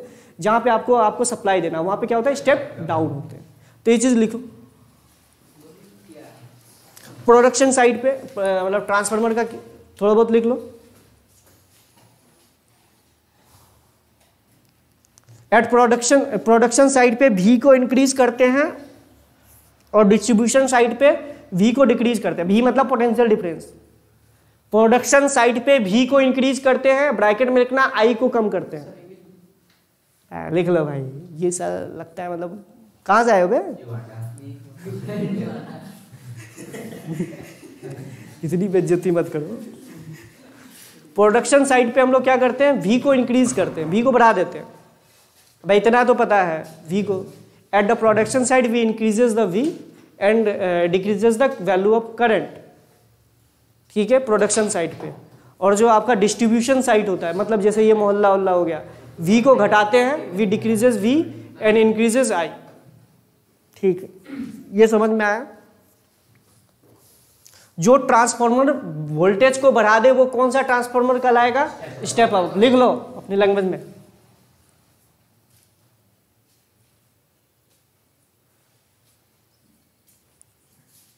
तो ये कहाँ पे यूज होता है, ये प्रोडक्शन साइड पे यूज होता है, लिख लेना ब्रैकेट में, this is used in production side. अबे प्रोडक्शन साइड पे ही तो तुम वोल्टेज को बढ़ा देते हो ना, तो स्टेप अप ट्रांसफार्मर कहाँ पे होगा, प्रोडक्शन साइड। जैसे मान लो हाइड्रो पावर प्लांट के पास में, थर्मल पावर प्लांट के पास में, तो कौन सा ट्रांसफार्मर लगाएंगे, स्टेप अप। ठीक है, तो ये सब चीजें मतलब जब इलेक्ट्रिकल इंजीनियरिंग के केस में जब वाइवा होता है ना, तो उससे डायरेक्ट सिंपल सिंपल क्वेश्चन पूछ लेता है, स्टेप अप ट्रांसफार्मर बताइए कहाँ लगाएगा। पता चला तुम पूरी की पूरी इलेक्ट्रिकल इंजीनियरिंग कर लिया, तुम यही नहीं पता है कि भैया स्टेप अप ट्रांसफार्मर कहाँ लगाते हैं, तो तुम पहले बता निकल, पहले बोल देगा ये गधा है। स्टेप अप ट्रांसफार्मर कहाँ लगाएंगे, प्रोडक्शन साइड पे। ठीक है, अच्छा जो V की वैल्यू को घटा दे उसको क्या बोलेंगे, स्टेप डाउन। कहाँ पे लगाते हैं, मतलब ये एक तरीके से समझो डिस्ट्रीब्यूशन साइड पे। ठीक है, या कुल मिला के बोल सकते हो हाई, अगर तुम ऐसे बोलो high voltage to low voltage करना है स्टेप अप, और low voltage to high voltage करना है स्टेप डाउन। समझ रहे हो, ये मतलब होता है हाई वैल्यू तो लो वोल्ट करना है स्टेप अप, और ये स्टेप डाउन। ठीक, हाई वोल्टेज टू, हाँ ये स्टेप डाउन स्टेप अप।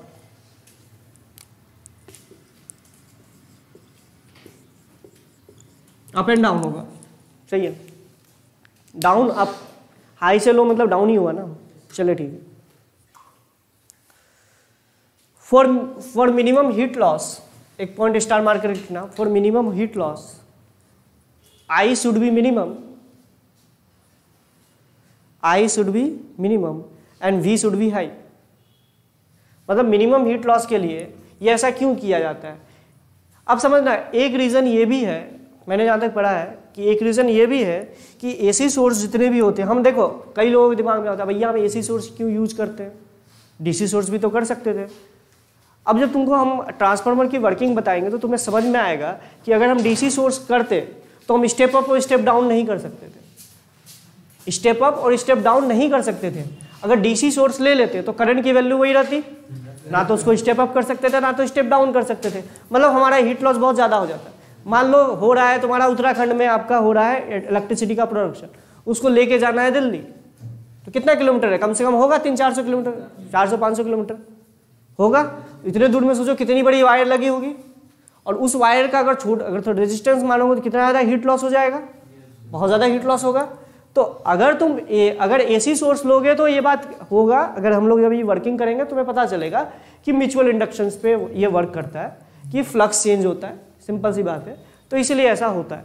अगर तुमने इसको ले लिया, अगर मान लो कि इसको ले लिया डीसी सोर्स को, तो आप ना तो स्टेप अप कर सकते थे ना स्टेप डाउन कर सकते थे, तो हमारे पास बहुत ज़्यादा हीट लॉसेस होते हैं, जितना आप प्रोड्यूस कर रहे हो बहुत ज़्यादा हीट लॉस हो जा रहा है।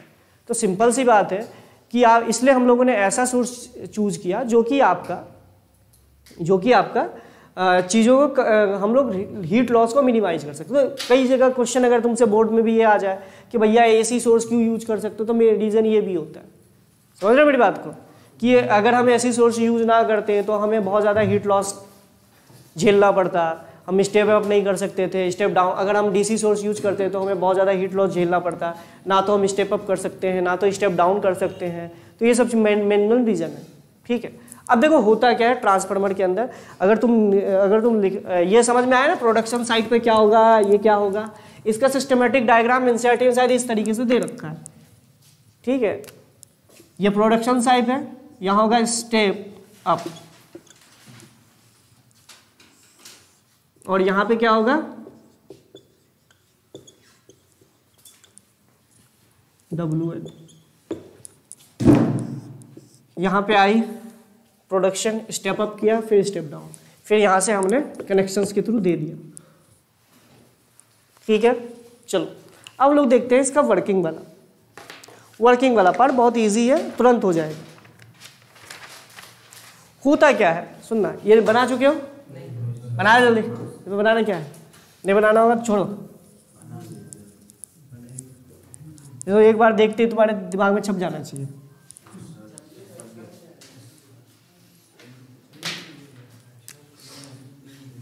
भाई कहाँ चला गया,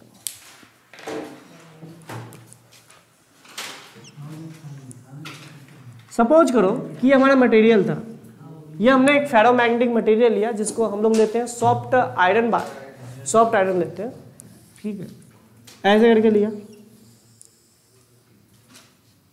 हम लोग बेसिक प्रिंसिपल पढ़ेंगे ट्रांसफार्मर का, क्योंकि ट्रांसफार्मर पूरी पूरी इंजीनियरिंग है भाई, तो ऑब्वियस सी बात है।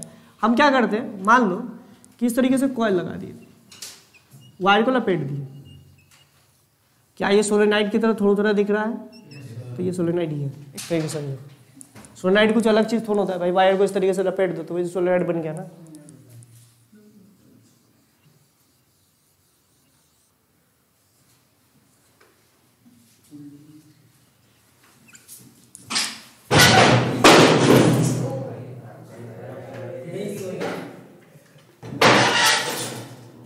हुआ क्या, गिर कैसे गया? चलो ठीक है, ये समझ में आया। देखो इस तरीके से ट्रांसफार्मर का जो अंदर का सेटअप वो कुछ इस तरीके से होता है। मान लो यहाँ पे कुछ हम लोग इनपुट सोर्स दिए, सपोज करो कुछ करंट फ्लो कर रही हो, सपोज करो करंट वेरिएबल होगा जो कि इस फॉर्म में होगा I naught sine omega T, हो सकता था I naught sine omega T plus 5 ही होता, कोई दिक्कत नहीं, हम लोग नॉर्मल चले गए।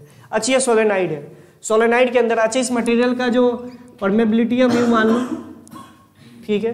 तो इस सोलेनाइड के अंदर बताओ मैग्नेटिक फील्ड कितनी होगी, और ये जो मैग्नेटिक फील्ड होगी एक बात समझना, याद करो कि जितने भी फेरोमैग्नेटिक मटेरियल है वो पूरी पूरी मैग्नेटिक फील्ड जो अपने अंदर ही रहने देते हैं, बाहर निकलने नहीं देते। मतलब इसके अंदर जो भी मैग्नेटिक फील्ड हो रही होगी सपोज करो तो वो कुछ ऐसे करके जाएगी, इसी मटेरियल में रह जाएगा, बाहर निकलेगा, याद करो बताया था, इसी तरीके से होगा। इस तरीके से 3-4 मैग्नेटिक फील्ड लाइंस बना लो,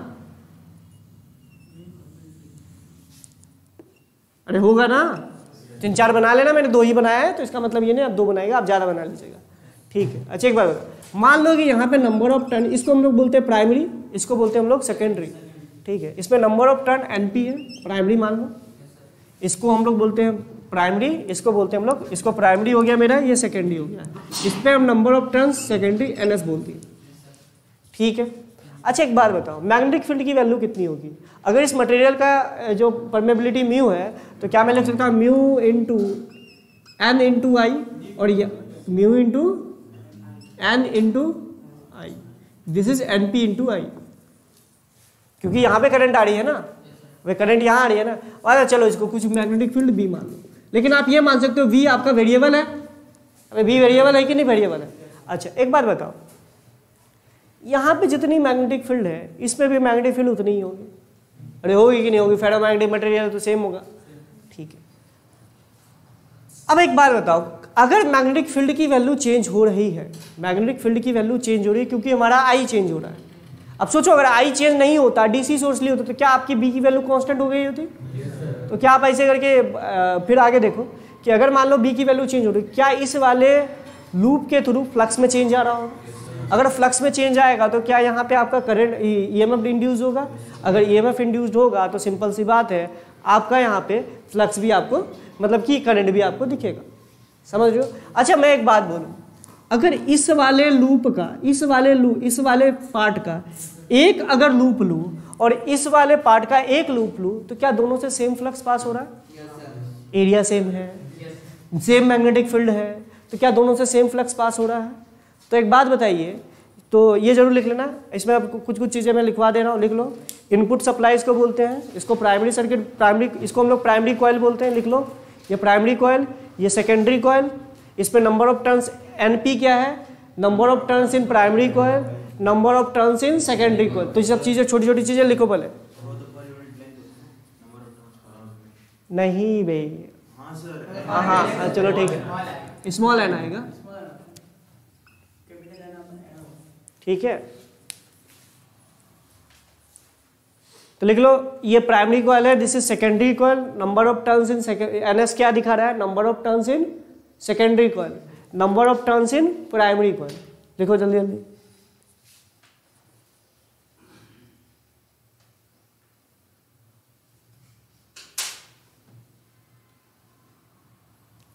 प्योर सॉफ्ट आयरन हम लोग लेते हैं, याद रखना ये जो मटेरियल है ये प्योर सॉफ्ट आयरन का है। कई बार पूछ दिया जाता है आप लोगों से किस चीज़ का हम लोग जो हम लोग कॉइल जो लपेटते हैं वो किस चीज़ में होता है, तो वो किस में होता है? प्योर सॉफ्ट आयरन में,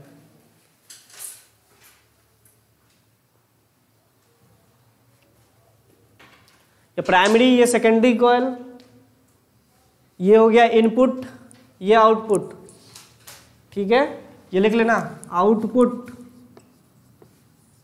और ये हमारा क्या है, इनपुट, ठीक है। उसके बाद लिखना as I is changing, as I is changing, अब आई जो है क्योंकि अल्टरनेटिंग करंट है ना, as I is changing so B is changing, B कौन सा है, बी की value mu naught into N P, small N P into I. अब यही तो मैग्नेटिक फील्ड होगा, इसकी सोलेनॉइड के अंदर क्या फील्ड होता है, यही होता है ना, तो इसको क्या लिखोगे, mu into N P into I, small N लिखा है यहाँ पे, कैपिटल एन ने लिख दिया, N P into I, magnetic field इसलिए चेंज हो रही है। अच्छा ये सब लिख लिया ना, एनपी क्या है, number of turns in primary coil, number of turns in secondary coil. Okay, अब लिखो उसका स्टार मार करके लिखना, flux in one loop, flux is one loop of both the coil that is primary and secondary, flux in one loop of both the coil primary and secondary is same, अगर तुम flux की बात करो तो वो दोनों primary हो जाए या सेकेंडरी हो जाए, दोनों से सेम होगा। क्यों? क्योंकि अगर तुम ध्यान से देखो दोनों का एरिया हम लोगों ने सेम रखा है, समझो, इस सोलेनॉइड एक तरीके से हम जिसको सोलेनॉइड बना रहे हैं उसका एरिया सेम मिल रखा है। अगर मैं इसके एक टर्न की बात करूं तो उसका एरिया कितना हो जाएगा, पाई आर स्क्वायर, और इस वाले टर्न का भी एरिया हो जाएगा पाई आर स्क्वायर। क्या मैग्नेटिक फील्ड यहां जितनी है उतनी मैग्नेटिक फील्ड यहां पे है, तो फ्लक्स क्या होगा, एरिया इंटू मैग्नेटिक फील्ड। तो क्या दोनों के एक एक टर्न में, अगर मैं एक लूप की बात करूं, दोनों इसके, तो क्या दोनों में सेम फ्लक्स पास होगा। चलो सपोज करो उसको हम लोग फाई 1 से दिखा दे रहे हैं, क्या दिखा रहे हैं, यहाँ पे फाई 1 से दिखा रहे हैं, तो क्या यहाँ के एक लूप का भी फ्लक्स जो होगा क्या वो फाई 1 होगा। ऑब्वियस सी बात है, फाई 1 की जो वैल्यू होगी वो कहीं ना कहीं B into pi r square होगा। अच्छा यहाँ पे एंगल उंगल का टर्म इसलिए नहीं आएगा क्योंकि एरिया वेक्टर इधर ले लो, और ये आपका क्या बोलते हो, आपका जो वी वेक्टर उसी की डायरेक्शन में अलाइन होगा या उसके अपोजिट होगा। समझ रहे हो मेरी बात को, तो ये फ्लक्स हो गया। अच्छा अगर मैं बोलूँ टोटल फ्लक्स, तो लिखो total flux in primary coil, तो टोटल फ्लक्स की अगर बात करें तो total flux in primary coil, तो मैं इसको ऐसे दिखा रहा हूँ, क्या मैं इसको ऐसे लिख सकता हूँ, ध्यान से देखो, NP इंटू फाई 1। अबे एक में इतना फ्लक्स हो रहा है तो NP टर्म से तो उसमें उसको मल्टीप्लाई कर दिए, तो flux in primary coil, total flux in primary coil. इसी तरीके से लिखना total flux in secondary coil, ये कितना हो जाएगा, NS इंटू फाई 1, और यही तो होगा भाई, दोनों का रेशियो। अच्छा ये आपका आ गया। अच्छा अब ये बताइए, क्या मैं ये चीज़ बता सकता हूँ कि दोनों में EMF कितना इंड्यूस्ड हुआ होगा, तो इन दोनों को डिफ्रेंशिएट कर दो, तो EMF induced in primary coil, उसके बाद लिखो EMF induced in primary coil, जिसको हम EP से डिनोट कर रहे हैं, EMF induced in primary coil, वो कितना हो जाएगा भाई, इसको टाइम के रिस्पेक्ट में डिफ्रेंशिएट करोगे, NP तो कांस्टेंट है और फाई ही आपका टाइम के रिस्पेक्ट में चेंज हो रहा है, तो मैं इसको डायरेक्टली लिख रहा हूँ, ध्यान से दिखिएगा, minus of NP into D phi 1 into dt, sorry by dt, और ये ई सेकेंडरी कितना हो जाएगा, minus of NS into D phi 1 by dt। ये समझ में आया, EMF induced in primary coil,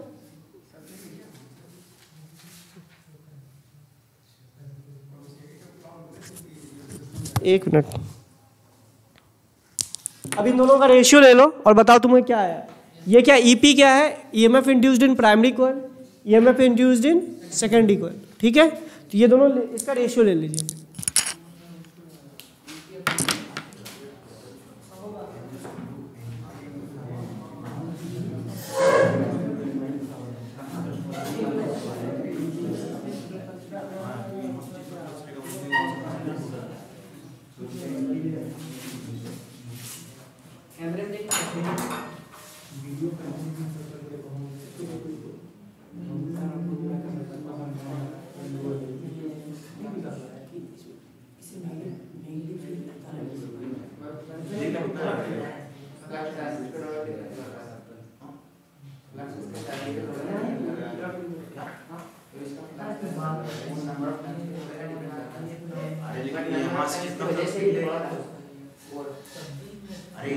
निकलेगा वो ना वहाँ से एक में जाएगा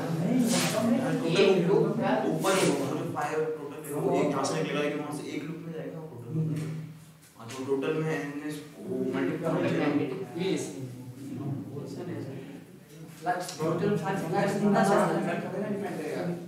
इसके ऊपर एडिटिव भी दोनों से होगी ना सब लूप तो अलग तो जो एक लूप में क्या होगा वो दोनों से देखने पर लूप तो अलग अलग है जहाँ से निकले वो वहाँ से वो डिपेंडेंट होगा हमारा खुद के ऊपर तो एजुकेशन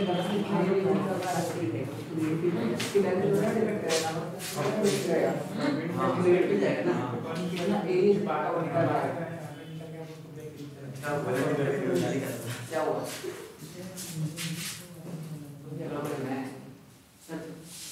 क्या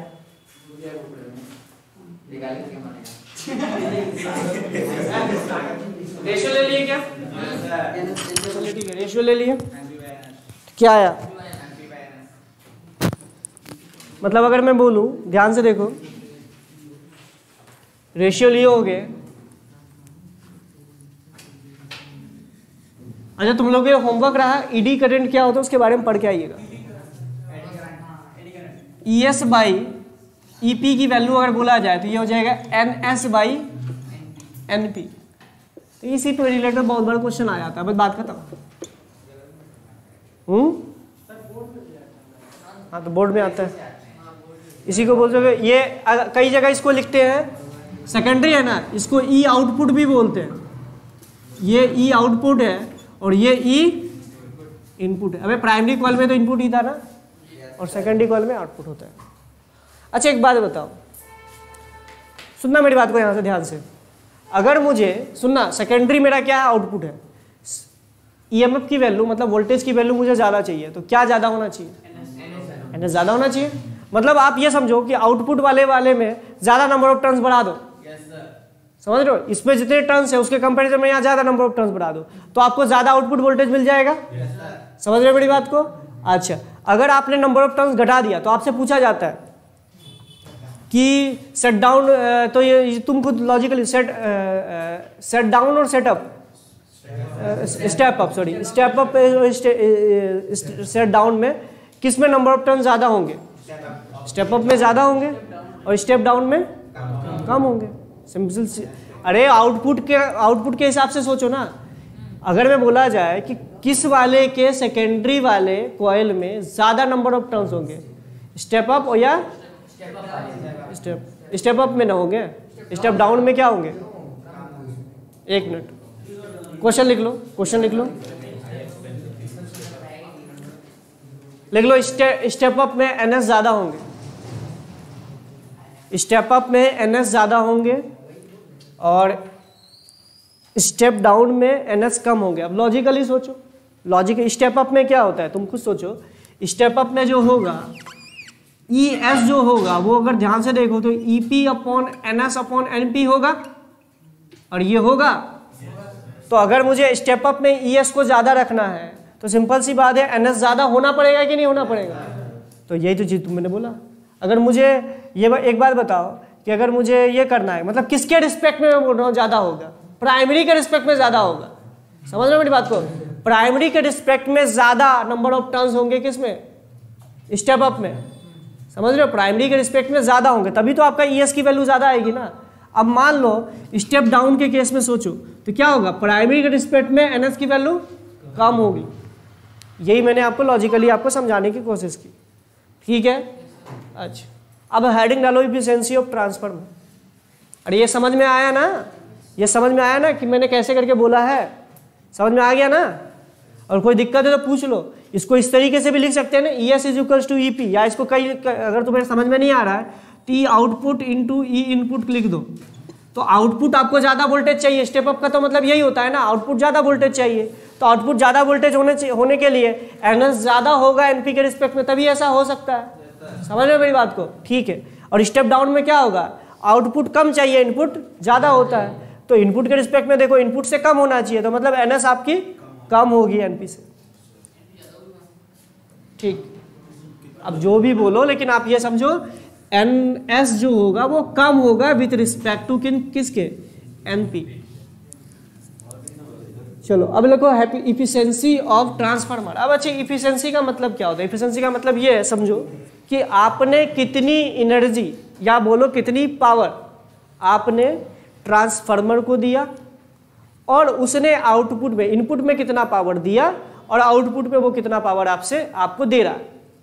अब देखो ट्रांसफार्मर जो इफिशिएंसी है वो समझ लो कि 99% तक भी हो सकती है।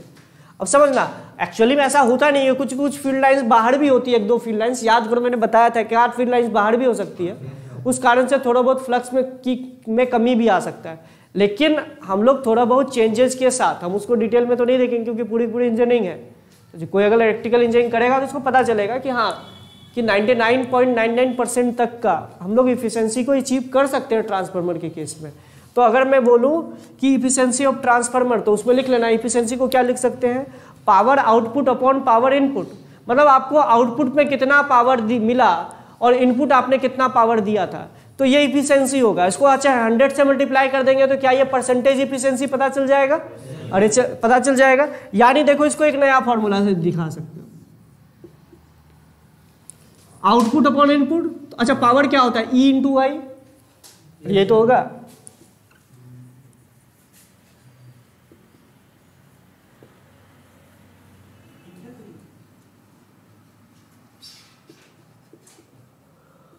यही तो होगा।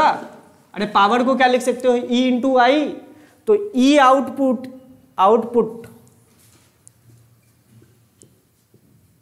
मतलब आउटपुट ईएमएफ आपको कितना मिला इनटू करंट, आउटपुट करंट कितना मिला अपॉन इनपुट करंट कितना, इनपुट आपका ईएमएफ कितना था इनटू आपका इनपुट ईएमएफ सॉरी करंट कितना है। अच्छा इसी को 100 से मल्टीप्लाई कर दोगे तो यह परसेंटेज इफिशिएंसी आपको पता चल जाएगा। तो यही आपका पूरा का पूरा ट्रांसफार्मर कंप्लीट। तो ये फॉर्मूला भी याद रखिएगा, मैंने आपको बेसिक बता दिया कि power output upon power input से आप कर सकते हो। पावर जो होता है वो क्या होता है भैया, E इंटू आई ही तो होता है, यानी डेल्टा V इंटू आई ही तो होता है, वही चीज़ तो मैंने लिखा है। समझ रहे हो मेरी बात को? तो इससे रिलेटेड भी अगर क्वेश्चन आ जाए, अब देखो इस पर बहुत थ्योरी है, सुनना मेरी बात को। जैसे मान लो कई लोग बोलते हैं कि सॉफ्ट आयरन बार ही क्यों लेते हैं, तो सॉफ्ट आयरन बार इसलिए लिए, सिंपल सी बात है कि अगर मान लो जब अगर मैग्नेटिक फील्ड प्रोड्यूस होने लगे तो क्या एक परमानेंट मैग्नेट की तरह भी बिहेव करने लग जाएगा अगर फेरोमैग्नेटिक, तो ऐसा मटेरियल लेंगे जिसका कि किसका कौन सा क्या कम हो, रिटेंटिविटी कम हो, ताकि वो परमानेंट मैग्नेट की तरह बिहेव ना करे। समझ रहे हो मेरी बात को? इसलिए हम लोग सॉफ्ट आयरन बार रहते हैं, जो कि फेरोमैग्नेटिक मटेरियल तो है, साथ साथ आपका वो क्या इसकी रिटेंटिविटी ना के बराबर होती है, बहुत कम होती है। समझ रहे हो मेरी बात को? इसलिए ऐसे मटेरियल को लेते हैं जो कि आपका कैसा होता है, सॉफ्ट आयरन बार लेते हैं। अच्छा क्या करते हैं हम लोग, आयरन के जो सॉफ्ट आयरन बार भी जो लेते हैं वो बल्क में नहीं लेते, उसको कट करके लेते हैं, स्ट्रिप में लेते हैं। जैसे मान लो क्यों, ताकि ईडी करंट जनरेट ना हो और हमारे पास कम से कम हीट लॉस हो। अब ईडी करंट के बारे में पढ़ के आइएगा, जब किसी बल्क ऑफ ऑब्जेक्ट को जब हम किसी मैग्नेटिक फील्ड के रीजन में मूव कराते हैं तो इस तरीके से ईडी करंट मतलब ऐसे ऐसे करके करंट प्रोड्यूस होने लगती है उस मटेरियल के। समझ रहे हो मेरी बात को? इस तरीके से करंट प्रोड्यूस होने लगती है। ठीक है, इसका कुछ काम तो नहीं है, बस ये क्या कर रहा है, हीट लॉस को इसको मिनिमाइज करने के लिए क्या करते हैं हम लोग, स्ट्रप में कन्वर्ट कर देते हैं। या इसी मटेरियल को सपोज करो, एक मटेरियल है इसमें ईडी करंट, इसको मैं ऐसे से कर दूं तो इसमें कम ईडी करंट प्रोड्यूस होगा पहले कंपेयर में। समझ रहे हो मेरी बात को? तो ठीक है, आप ईडी करंट के बारे में थोड़ा बहुत आइडिया पढ़ लीजिएगा, बाकी और इस चैप्टर में कंप्लीट हो गया। मतलब आपका ट्रांसफार्मर भी कंप्लीट हो गया, 12th वालों का भी ट्रांसफार्मर बचा हुआ था, उसका ही मैंने कंप्लीट करवा दिया। ठीक है, अब जहाँ तक बात रही, अब हम लोग अब आज अगर मुझे क्लास मिलता है तो मैं स्टार्ट करूंगा, सुन लो मेरी बात को, सेमीकंडक्टर। क्या स्टार्ट करूंगा? सेमीकंडक्टर। सेमीकंडक्टर थोड़ा सा फास्ट करेंगे क्योंकि थ्योरी वाला पोर्शन है, तो कंप्लीट कर लेंगे। उसके बाद हम लोग मूव करेंगे, सुन लो, एसी पे। ठीक है, एसी पे। उसके बाद हम लोग किस पे मूव करेंगे, एसी पे, क्योंकि ज़्यादा डिले हो जाएगा फिर। हाँ, तुम लोग ऐसा करना, सेमीकंडक्टर कंप्लीट हो जाए, तुम लोग थोड़ा बहुत कम्युनिकेशन का जो एनसीईआरटी में जो थ्योरी दे रखा है एक बार पढ़ लेना। अबे पढ़ लेना, थ्योरी बोल रहे हैं ना, पढ़ लेना, बता देंगे फिर बाद में, क्या टेंशन ले रहे हो, पढ़ा देंगे ना फिर हम। ठीक है, एक बार पढ़ इसलिए लेना क्योंकि तुम्हें थोड़ा बहुत आइडिया रहे। ठीक है, थोड़ा बहुत आइडिया, ऐसा नहीं है, अगर टाइम मिले तो, नहीं आए तो कोई दिक्कत नहीं है, टाइम ना मिले कोई दिक्कत नहीं है। तो हम लोग अब स्टार्ट करेंगे जो इम्पोर्टेंट चैप्टर है। सेमीकंडक्टर का एक पार्ट ऑलरेडी आप लोगों का हो चुका है, लॉजिक गेट। समझ रहे हो मेरी बात को? लॉजिक गेट पहले हो चुका है, अब हम लोग बात करेंगे गर्मी में जल क्यों जाती है। शॉर्ट सर्किटिंग वजह से बहुत बार क्या होता है कि आपका शॉर्ट सर्किटिंग हो जाती है, उसके कारण जल जाती है। अब गर्मी के दिन में कुछ क्या होता है कि मटेरियल जो होता है, आयरन का मटेरियल आप लोगों का पता है, थर्मल एक्सपेंशन के कारण वो फैलने लगता है, तो इस तरह के बहुत सारे प्रॉब्लम्स क्रिएट होते हैं। ठीक है, तो गर्मी में नॉर्मली जलता है, ऐसा कोई ज़रूरी नहीं गर्मी में जले, ठंड के दिन में भी कई बार जल जाता है। ओवरलोडिंग हो जाएगा उसके कारण भी जल जाता है, ओवरलोडिंग भी हो जाए तो उसके कारण भी आपका ट्रांसफार्मर कई बार जल जाता है। ठीक है, चलो। हाँ, ईडी करंट के कारण मास लॉस कैसे तुम बोलोगे? फैलेगा मटेरियल या कुछ भी होगा। हाँ, हीट लॉस होगा ना।